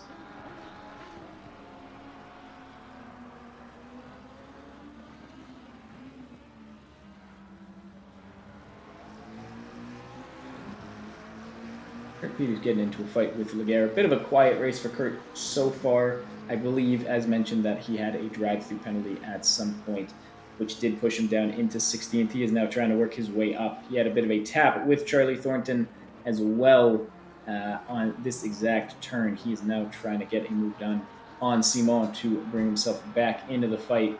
At the same time, we'll take a look here as we've got Castillo on the inside, letting some drivers by, and that brings Darren Chan back into the fight with Harley Byrne. They are very close. It looks like Darren may be gaining a little bit with the slipstream. Not sure which fight is more likely to bring out some side-by-side racing. But both Kurt Peters and Darren Chan are very close to making a move here. Just depends on which driver keeps things up. We look as well here for Paul Krobs, just getting past one of the drivers a lap behind through sunset even. That was actually, wow. That didn't need to be as interesting as it was, but as Paul Krobs getting through on sunset, trying to make a way back. You can see some damage on the front of that car. He's not going to be happy with that, and just have to see how the car handles. Here is Kurt Peters getting past Simon through Mineshaft for Crocodiles. A clean move there. Kurt Peters up to 15th, although, no, that is a clean move for Kurt Peters, at least at the moment, unless something goes wrong here. Simon, it looks like, is not trying to fight back too aggressively. Certainly not through Cheetah. Maybe he wants to take a look at something later in the new lap. But at least for now, he is comfortably 16th. Kurt Peters comfortably 15th place. About 30 minutes into the race right now, we've got gaps forming. It looks like still some fights are developing with Vigard in 7th. Paul Krobs with Vigard in 6th, I should say. Sort of sniffing the back of Magnus. Paul Krabs with the damage. We'll have to see how he responds to that. Rosen Pashov has made his way back into the pro class sort of positions. Bryce Prevost going a bit slow here. We can maybe just do a quick 10-second replay, see what happens. That is just maybe trying to take a little bit too much speed through Ingwe. And he is, again, no worse for wear. Nothing but a bit of tire marks and a bruised ego there. As we now see, as I just recently mentioned, Vigard Johansson is looking at maybe trying to get something done against Magnus Haukebout. Magnus, for those of you who were here last season, Magnus can be an aggressive defender. I don't want to say a dirty defender. I've seen him do some nice, clean defending, but certainly always aggressive. So we'll have to see how this fight goes. If I'm not mistaken, it is Vigard and Magnus who got into it at Paul Ricard last year. They made contact 3 laps in a row at the same spot.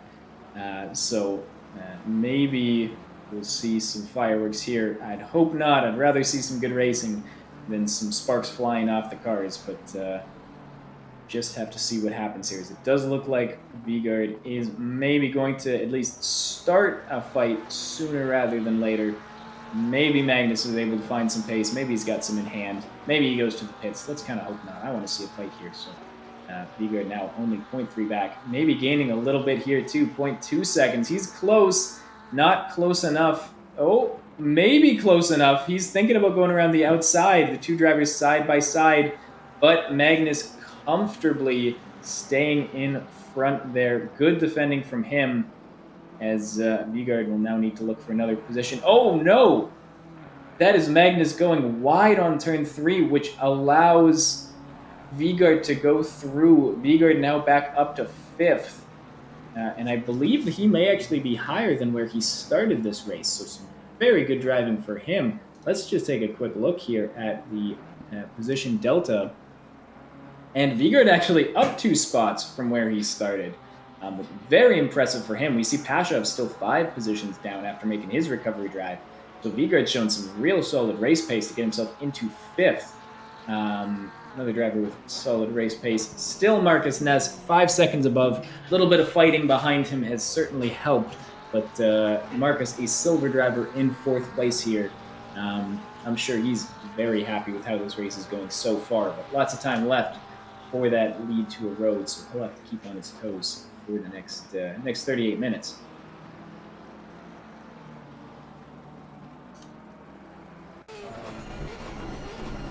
Tyler Mavin, another driver we haven't really talked about, comfortably in 2nd. He's got a 7-second gap to Richard and a 21-second gap to Oystein Brenham.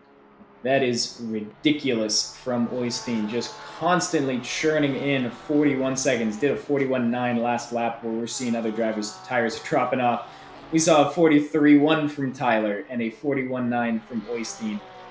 That is impressive stuff from Oystein, as usual. Nobody is surprised, but this is a level of dominance that even he doesn't usually show.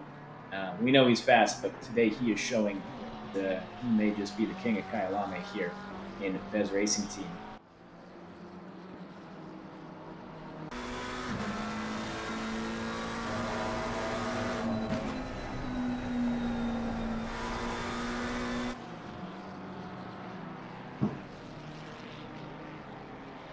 Let's take a look once more at pits.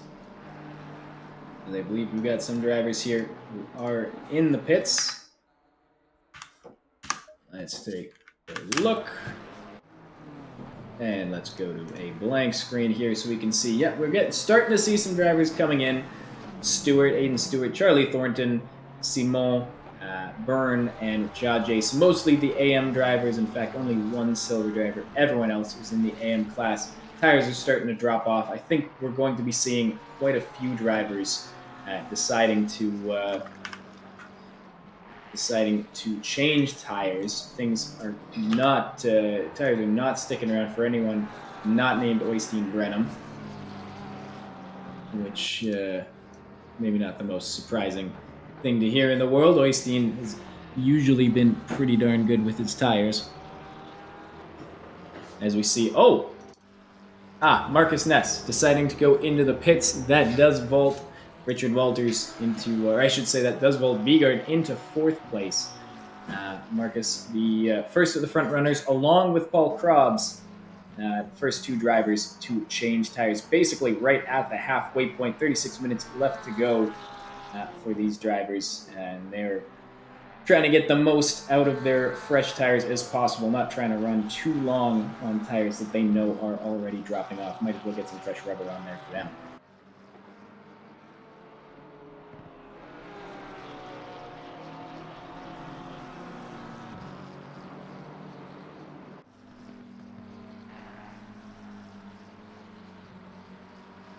Marcus Ness is now on getting back out on track, comes out in 10th place.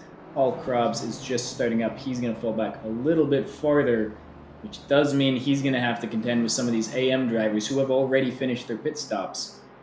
So he'll have just a little bit extra fighting left to do. Speaking of fighting, I think that is... Who are we on right now? Oystein Brennan. There's no fighting over Oystein Brennan. Why even show it? That's just disrespectful to our viewers. Camera really wants to go to Oystein right now. So I think that's Kurt Peters in the background. The Kurt Peters fan club can be happy about that. Here, you know what? I haven't really shown him too much here. Is this Kurt Peters? I swear Kurt Peters was driving the BMW. Maybe that was last year. I think I'm crazy. That was not Kurt Peters. This is Kurt Peters in 15th. So sorry to all of our Kurt Peters fans. Getting that one wrong. It's an odd time to jump over, but let's do a 10-second here on Aiden Stewart on turn on Clubhouse. Yes, he just gets loses grip and continues over into the wall. Not fun for Aiden Stewart, who's just having a bit of a rough race. He's just been a little bit off. In qualifying, he didn't quite find the pace that I think he would have liked to, and it's not going perfectly well for him. So maybe a race to forget for Aiden Stewart, but just means he'll be able to come back stronger in the next one.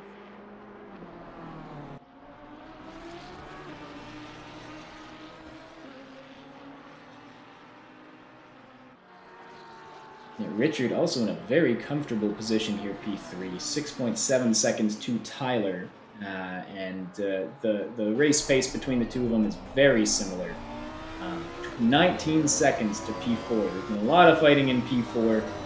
That gap isn't quite as high if you consider the net position, just because we do have Kurt Peters on new tires. Kurt is someone to keep an eye out for in case just maybe there is a little bit of undercut shenanigans going on with him. Just have to see what his lap times are like. This is not Kurt Peters. I am talking about Marcus Ness, of course. Marcus Ness was in P4. I'll get that right at some point. I'll start remembering names and whatever the heck's going on. That's usually Steven's job, but he's not here, so we just got to deal with whatever nonsense comes out of my mouth. Marcus Ness, though, in net P4, at least at the moment. Unless that has maybe changed due to a poor pit stop that I didn't recognize, but he is running very nicely. He got fresh rubber down. Last stop was a 49.1, so we'll have to see what his actual pace is like on these new tires with a little bit more fuel. That to judge just how under fire Richard Walters is in that P3 position.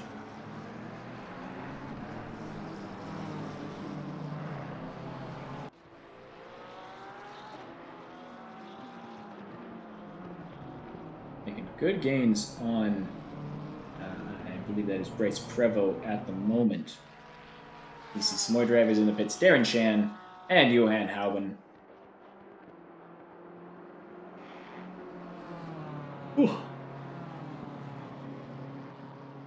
There's now 10 seconds. I believe the driver he was coming up on did go into the pits, so Marcus Ness continues to have some clean air.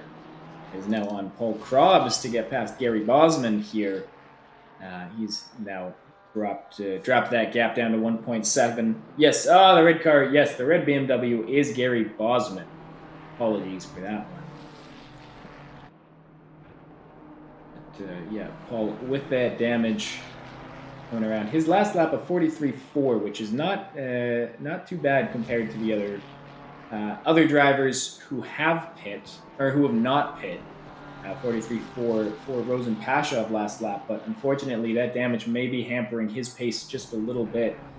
Not able to put down the lap times that he would like to, so it might just be a race to forget for Paul. Certainly not terrible pace from him with this damage, but yeah, pace that we've seen faster from him. So we have Hauben, it looks like going just a little bit slow. We'll jump back to Paul Krabs. Sure, we'll use this angle. Why not? This is a good angle to watch him try to get past someone. And I don't know if the sarcasm showed in my voice there. I'm a little bit tired, I will admit.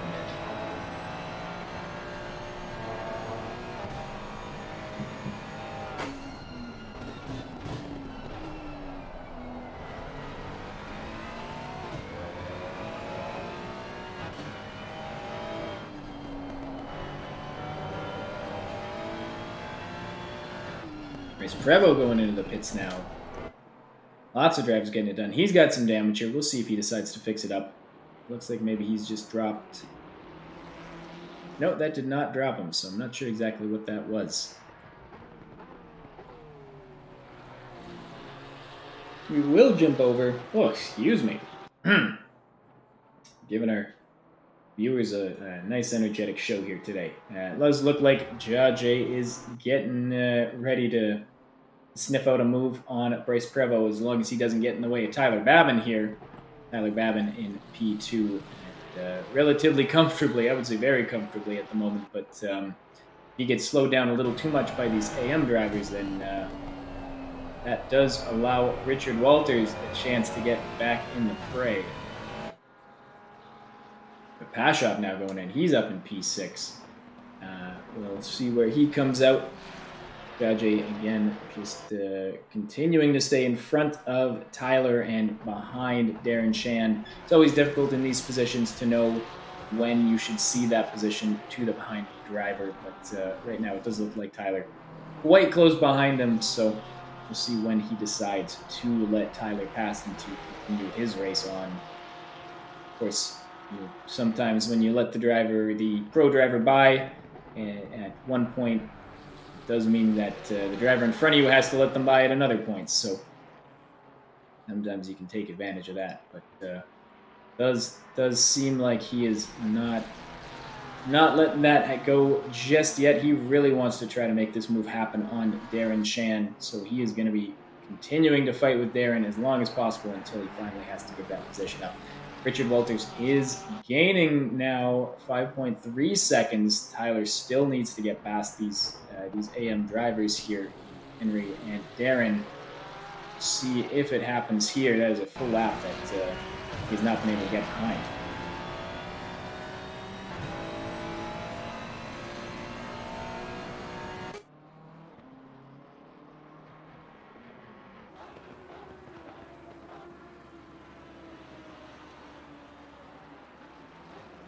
Yeah, Henry getting very close to a move here. Only 0.3 behind.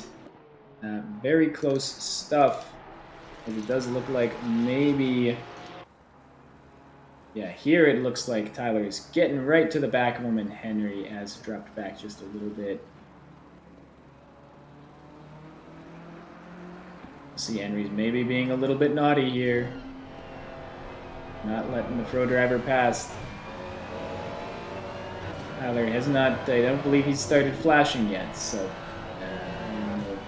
I don't see the gaps, of course, between Tyler and between Henry, so I'm certainly not in a position to say that impeding is happening. It is tough to say, but definitely a tricky situation to navigate for both Tyler, Henry, and Darren.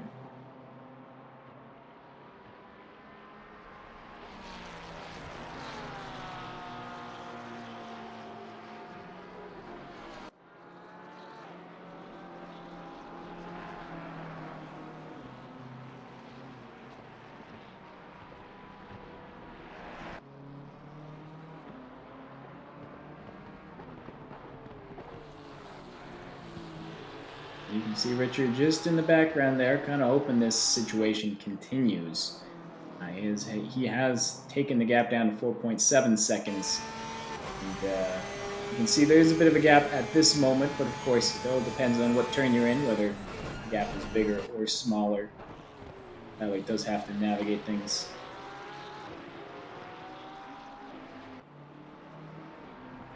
As they come through turn 3.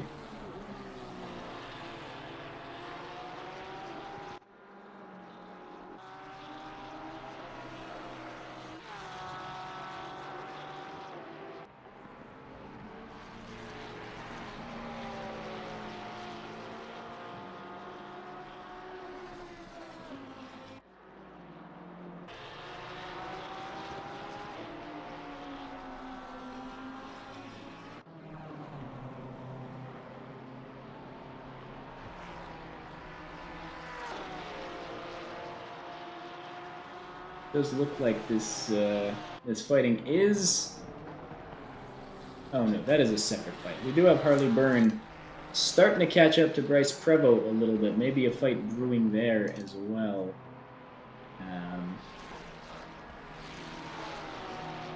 But it might just take a little bit of time in the percolator before we get something to see.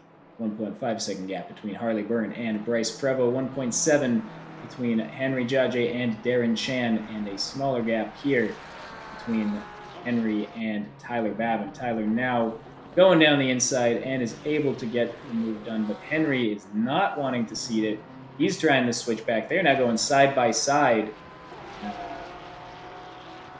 This is... it does look like, well, we'll see if he decides to cede the position. This is certainly not something you should be doing. He does decide there comfortably to let Tyler Babin pass. The pro driver now released to make use of his pace.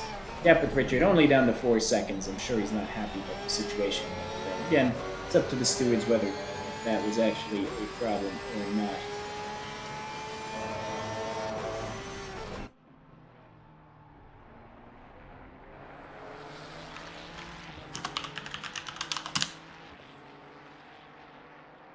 Once again, our incident capture technology is not working, so we're taking manual notes for incidents.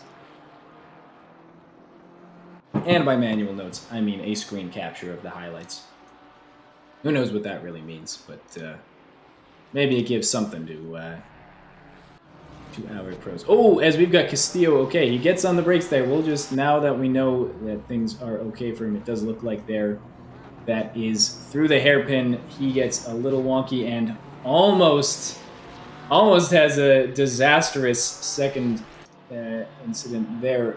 We're also going to jump over to Darren Chan, as it looks like something has happened with Darren here. Now we're on a replay. He's got Gary Bosman in front of him, if I'm not mistaken. And, okay, so it may have just been that move, unless something new happens here. He is thinking about going down the inside, and no, he does get in the grass and spins out there, going down the inside before Crocodile. So it looks like he might have gotten in the wall just a little bit too. We now have Henry Jaje, who is right on the back of Gary Bosman, so things happening all over the place. That incident creating ripple effects. And Henry, who is currently in P10, thinking about a move on Gary Bosman in the silver class. Like that gap might be steadying out just a little bit, but as well, Henry there with a very good release through Sunset into Clubhouse here, and he is right on the back of Gary before the S's. We also have Richard Walters behind another driver in the pro class who is now looking to get out of this fight. Darren Chan, of course, has dropped back, so that fight is done. Here we have Richard Walters, who was able to get the move done on Henry Jaje and Gary Bosman in one go. He is released and off to the races against Tyler Babin. Henry as well looks like he's able to take advantage, and Darren able to take advantage of the situation as well. Both drivers up past Gary Bosman, and this fight once again with Darren at the back and Henry at the front. Fight once again is back into full force as we head through Cheetah. Darren thinking about making a move here on Ingwe. Tries to go around the outside, realizes it's not possible, and thinks about a switch back there. We'll see exactly how well this works. It looks like he does have some pace here on Henry. This is potentially a move. We're going to swap once more to the helicam, see what happens through turn one. They're side by side. That is Darren braking earlier, and it does look like the earlier braking is working for him. Henry aggressively late on the brakes, a little bit too late, and that does put Darren back into ninth place. And very nice fighting there between those two drivers. Once again, I will be back in just a moment. Gonna grab some water, let my voice settle, and we'll see you all in just a minute.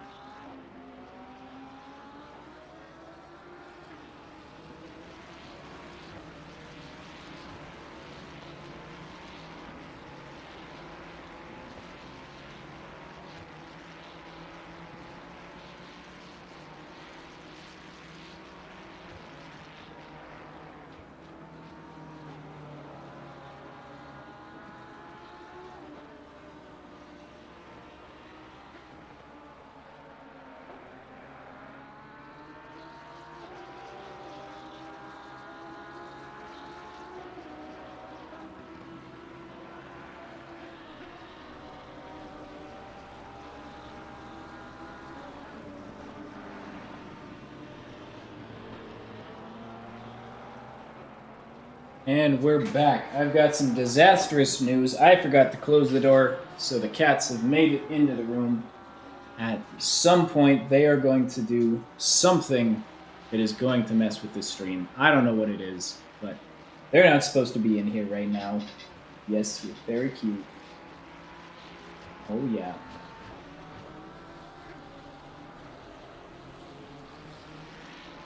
They're sniffing things. They're looking at things. They're ready to cause trouble.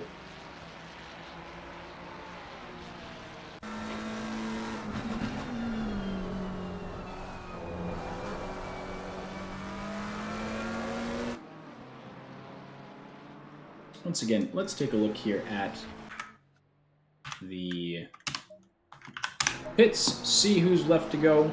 We're going to jump over here to the blank scene.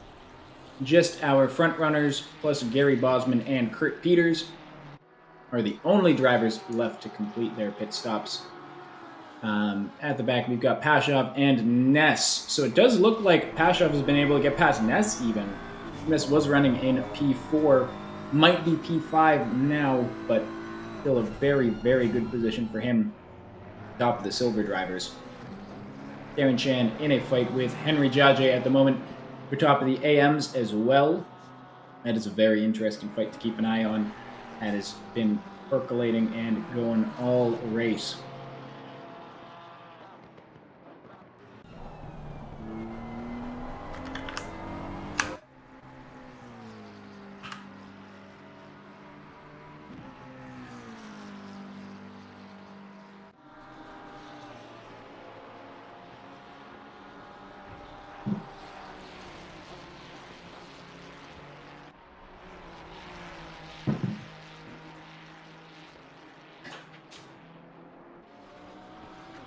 One thing we might keep an eye on, I don't know exactly whether this will ever turn into anything, but Richard Walters here in third place.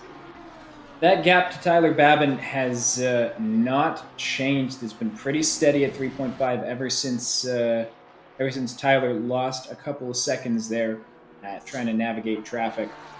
Still 3.5 seconds. Last laps for both drivers were pretty dead even, 43 flats for both. If Richard is able to find some pace, maybe this is something that could show. Oh, we've got to jump over here. That's Marcus Ness in the wall. Let's take a look here at what happened. Let's head over to the replay with Marcus Ness coming into turn 1. Everything looks neat and tidy there. Comes around for turn 2. And here is turn 3. I'm guessing maybe we're going to see him. There he goes. He slides the back end, loses it into the wall. That sucks. And I think here we even see a little bit of a slide as he turns himself back around. That is Marcus Ness. And that is not fun to see. I after watching him silver driver in P4, having that spin, that's definitely going to hurt his chances at staying near the top. It does put Paul Krobs just a little bit closer, and we'll see how Marcus is able to respond to that. As we've got Darren and Henry, it looks like, have gotten into it. They've had a tap there. We're going to let things run just a little bit, and now we're going to head to replay here as we've got Darren in the front. Henry has been behind, trying to make something happen. Those two are coming through. I believe that is Clubhouse. We're in the S's. Darren wants to defend, but Henry more aggressive onto the inside, and that is a tough one to call, but again, we'll leave it to the stewards, but a tap there through the S's. It looks like Henry maybe getting into the back of Darren just a little bit. That fight continues, but them maybe coming to blows, things maybe getting a little frustrating for these two drivers. Fighting through Cheetah there, you can see Darren looking just a little squirrely, maybe due to damage, maybe due to the line he took. But this fight continues to boil over here. Exciting stuff. Hopefully things stay clean the rest of the way through.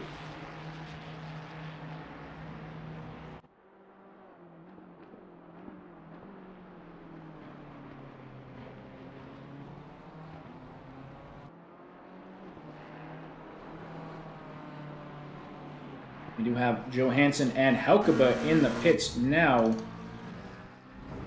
See which one of them comes out first, and it does look like, yeah, Johansson is able to get out first. Richard showing slow for half a second. Not sure what that means. I don't think it means much of anything, but certainly something. He comes through Sunset here.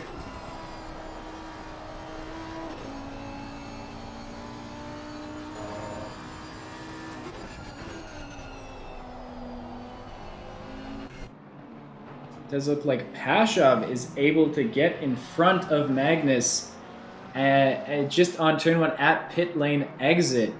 And I believe Pashov has pit, so that is a position. Richard Walters has done his pit stop. Wow, okay, I guess everyone, the front runners are all. I'm going to have to go back and check. Thank you for letting me know that. That definitely makes a lot of sense. Let's see who's all left as we go to a blank scene. We've just got Brenham, Babin, and Bosman. Now that gap between Babin and Walters is only showing as 33.37 or 33.3 seconds. That I do not think is enough time for a pit stop. That might actually mean that there is a fight going on in the shadows for P2. We will have to see. Maybe Tyler is intending on just a quick splash and dash strategy. Certainly hasn't shown any signs of pitting yet, but certainly makes things very interesting at the front. Something to keep an eye on.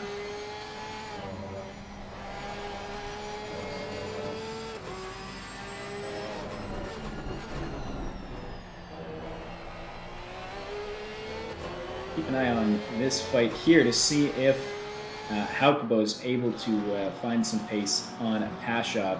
Last lap for Magnus at 150. Of course, that is his out lap, so that doesn't mean much of anything. But this lap here will be crucial to see if Magnus is able to make a fight against Rosenpashov in these final 11 minutes. Race is going fast here. And things are starting to come together, as we see here. Kurt Peters, 0.3 behind Harley Byrne, thinking about making a move in the near future here.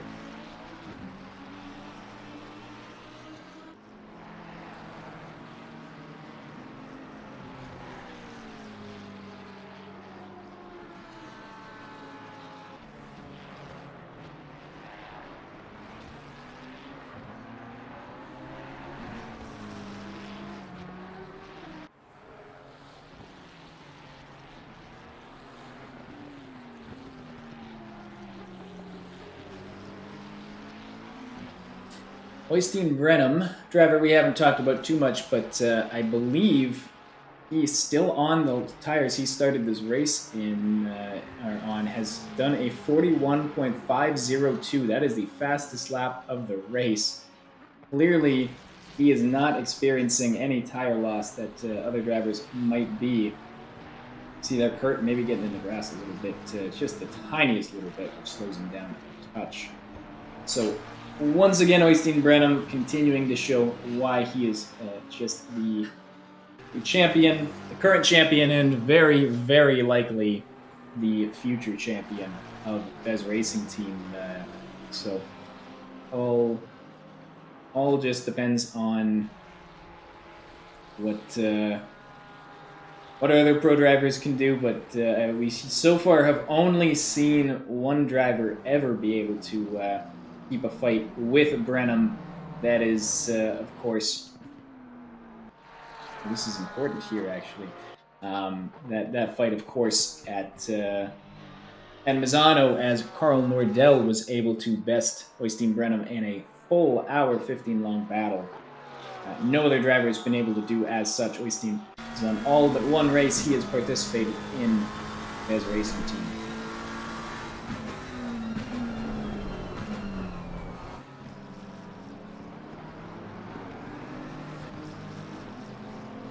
Bit of a quiet race.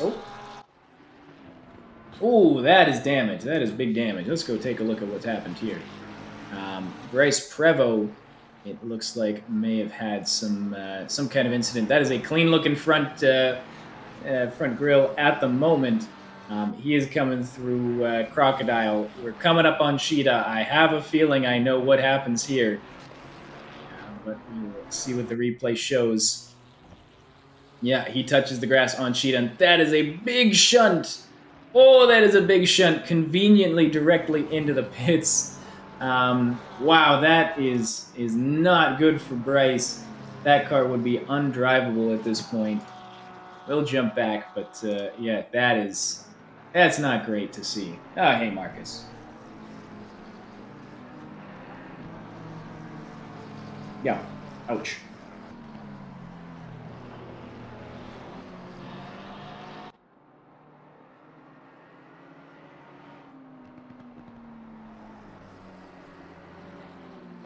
Steven's out visiting family. He can't be here. 2 races in a row. It's just me rambling on. It's, well, we've still got 11 people who are willing to deal with whatever the hell is coming out of my microphone, so as always, really appreciate you all being here. This isn't, we wouldn't be doing it if you weren't listening, so always appreciate having an audience.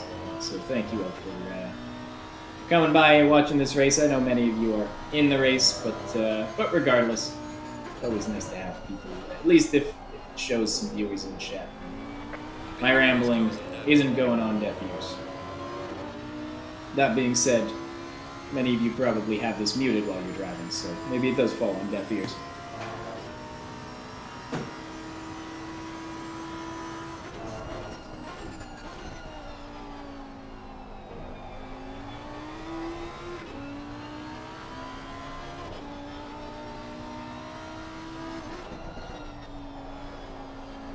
I believe our pit stops are complete.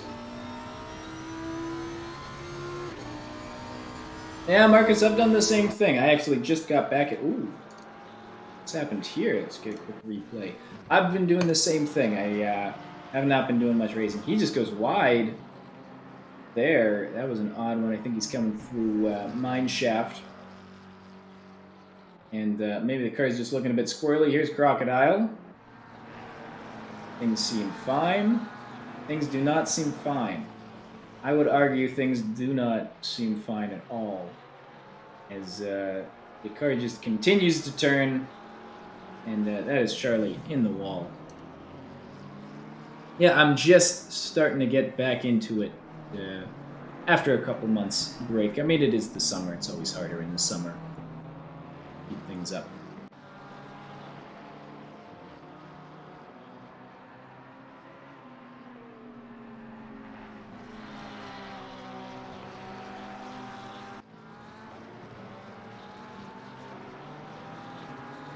New World LMP3. Oh, exciting.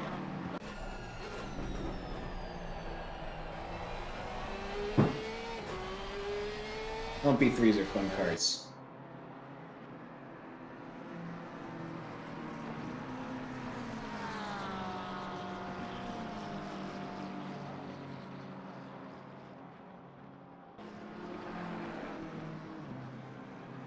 Now, I believe that is Kurt Peters that is currently in front of Pashov here. Another driver to get by when the time is right, and just hiding in the background, Magnus Haukeba. Yeah, Brenham is. We don't need to talk about Brenham. He's got a pit stop in hand. It is quite ridiculous. 49 seconds to Tyler, a very fast driver. Yeah. This one's a write-off for any non-Brenham fans. This is the Brenham show. Big gap for him. Big ups to Oystein Brenham in P1. Gaps are mostly settling out here. It looks like it's gonna be mistakes that might make the end of this race exciting. So at the moment, we've got Marcus Ness. He has dropped from that prestigious P4 spot down into a very, very respectable P7. I don't think there's really anything to be disappointed about. He did have a mistake that may have cost him a bit of time, but 21.5 seconds, I don't think it cost him that much time. Marcus, a comfortably P1 in the silver class. Very, very nice race for him in P7. Richard Walters has a quiet P3 right now. Tyler Babin has an equally quiet P2. Vigard in P4 after a big recovery drive. He dropped down into 14th place alongside Pashov, who dropped down into 16th place after the two of them were in an incident early on. So they'll be happy with the recovery that they've shown, with Magnus Haukeba then in 6th place. We've got Kurt Peters showing a mild yellow. We've got time for a replay. Let's see what he did. Yep, that is Cheetah.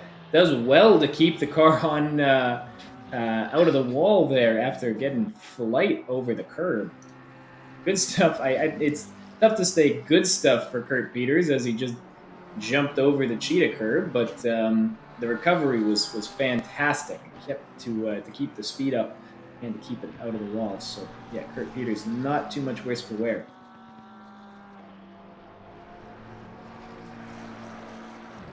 Yeah, Henry Jajay, another driver that's going to be very happy with his race, up in 8th place. Now, did have some contact, a little bit of scrapping with Darren Chan. So again, we'll leave it to the stewards to see which one of those two, if it's a racing incident or otherwise.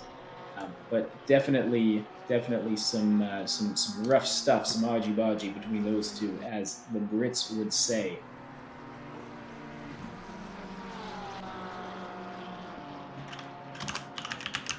And Harley Byrne in P10, P3 in class, with a very nice race of his own, especially as a newcomer to the league. We see then just in front of Vigard is Harley Byrne, Laguerre Simon in 11th. Very solid position for him. We can even just quickly pull up the car number so we can see here that, yes, we have Marcus Ness as the top of the silver class. And then we've got a run of the AMs from 8th to 12th, then a run of the silvers. Gary Bosman second in silver. Bit of a quiet race for him, not the pace I'm sure he would have liked to show, but still in a respectable P13. Give me all you can. Kurt Peters, maybe, I don't want to say a race to forget. I believe he had a drive-through penalty at some point, which put him in the pits early on. So in P14, maybe a race to forget, but still a P3 in class. Nothing to complain too hard about. And Charlie Thornton, bit of a rough start, starting in the pits after some sort of issues during the formation lap. He is currently P15, last of the silvers, but bit of a good race to be last of the silvers. Only 4 in class, so he'll still be getting a good haul of points there.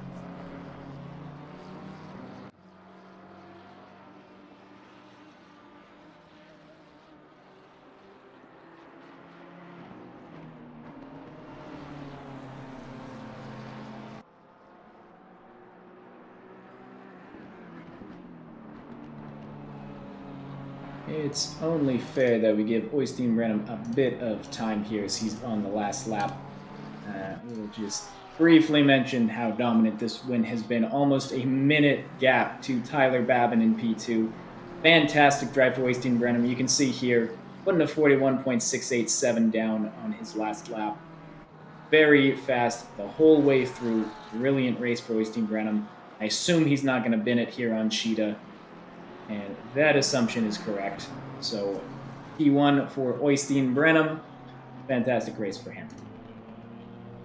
And that's all we have to say about this guy because, well, there he goes. He's showing off. Yep, he's happy, as anyone would be. 54-second gap to Tyler in P2. And a brilliant race, once again, for Oystein Brenham, winning the overall P1. Got Charlie showing a little bit yellow as he comes across the line here in P15, just behind Kurt Peters. Yeah, race to forget for him. And there he goes in the wall. For fun. Maybe getting some frustration out, which is quite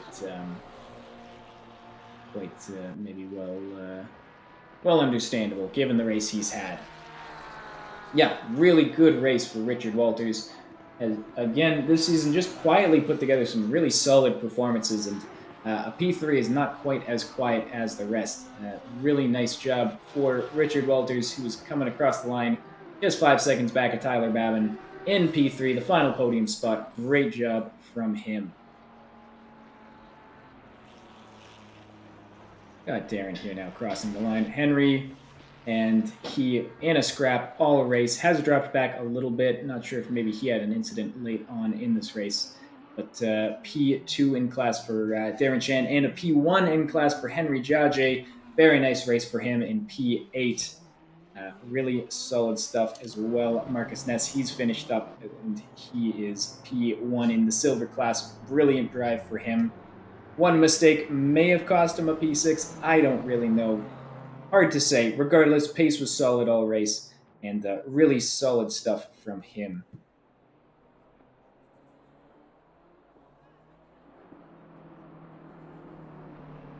Also nice to see newcomer Harley Byrne, P3 in the AM class. Solid stuff. Yes, Darren, you did finish. That was great. You didn't run out of fuel. Did you run out of fuel? I see. That's why you were 10 seconds behind. Like a few meters behind the line. That's optimized. That's what that means. Yeah, good stuff for Henry, Darren, Harley, and the other AM drivers. Same thing for our silvers and pros. Really, really good stuff. Exciting start to this race. Action all over the place. Things may have slowed down a little bit in the middle, but still always fun to be rambling on with all of you. Thanks for joining. Again, it's It's always great to have people to ramble to. If I was just rambling on my own, I'd probably have to be admitted somewhere. But at least for now, I can have a reason to be doing this as we're up to 13 viewers. I believe that is Charlie. Yeah, Charlie. That I don't know about retiring from sim racing, but yeah, just not your day. Has not been your season, to be honest. I don't feel like I've said it's been your day once, so maybe just the season to write off for you, and at least the start of the season to write off. But there's always the next race, so hopefully you get a little bit more luck next time around. And you know what? You're very welcome, and thank you for listening. Especially really nice to see participation in the chat. That always makes things more fun. It was nice to know people have been around. So yeah, I guess from there I'm gonna go take a nap because man, do I not have a lot of energy today. So I hope you all have a great rest of your evenings if you're one of the European drivers. Rest of your days if you're one of the North American ones. And we will talk to you at the next race. I should bring that up beforehand. We've got October 28th at Imola. Very tricky track. We're going to see some fun racing there. Hopefully, we'll have Steven to take some of the work away from my voice. Woo! Yeah, we're going to go take a nap. Have a good one. Take care. Goodbye.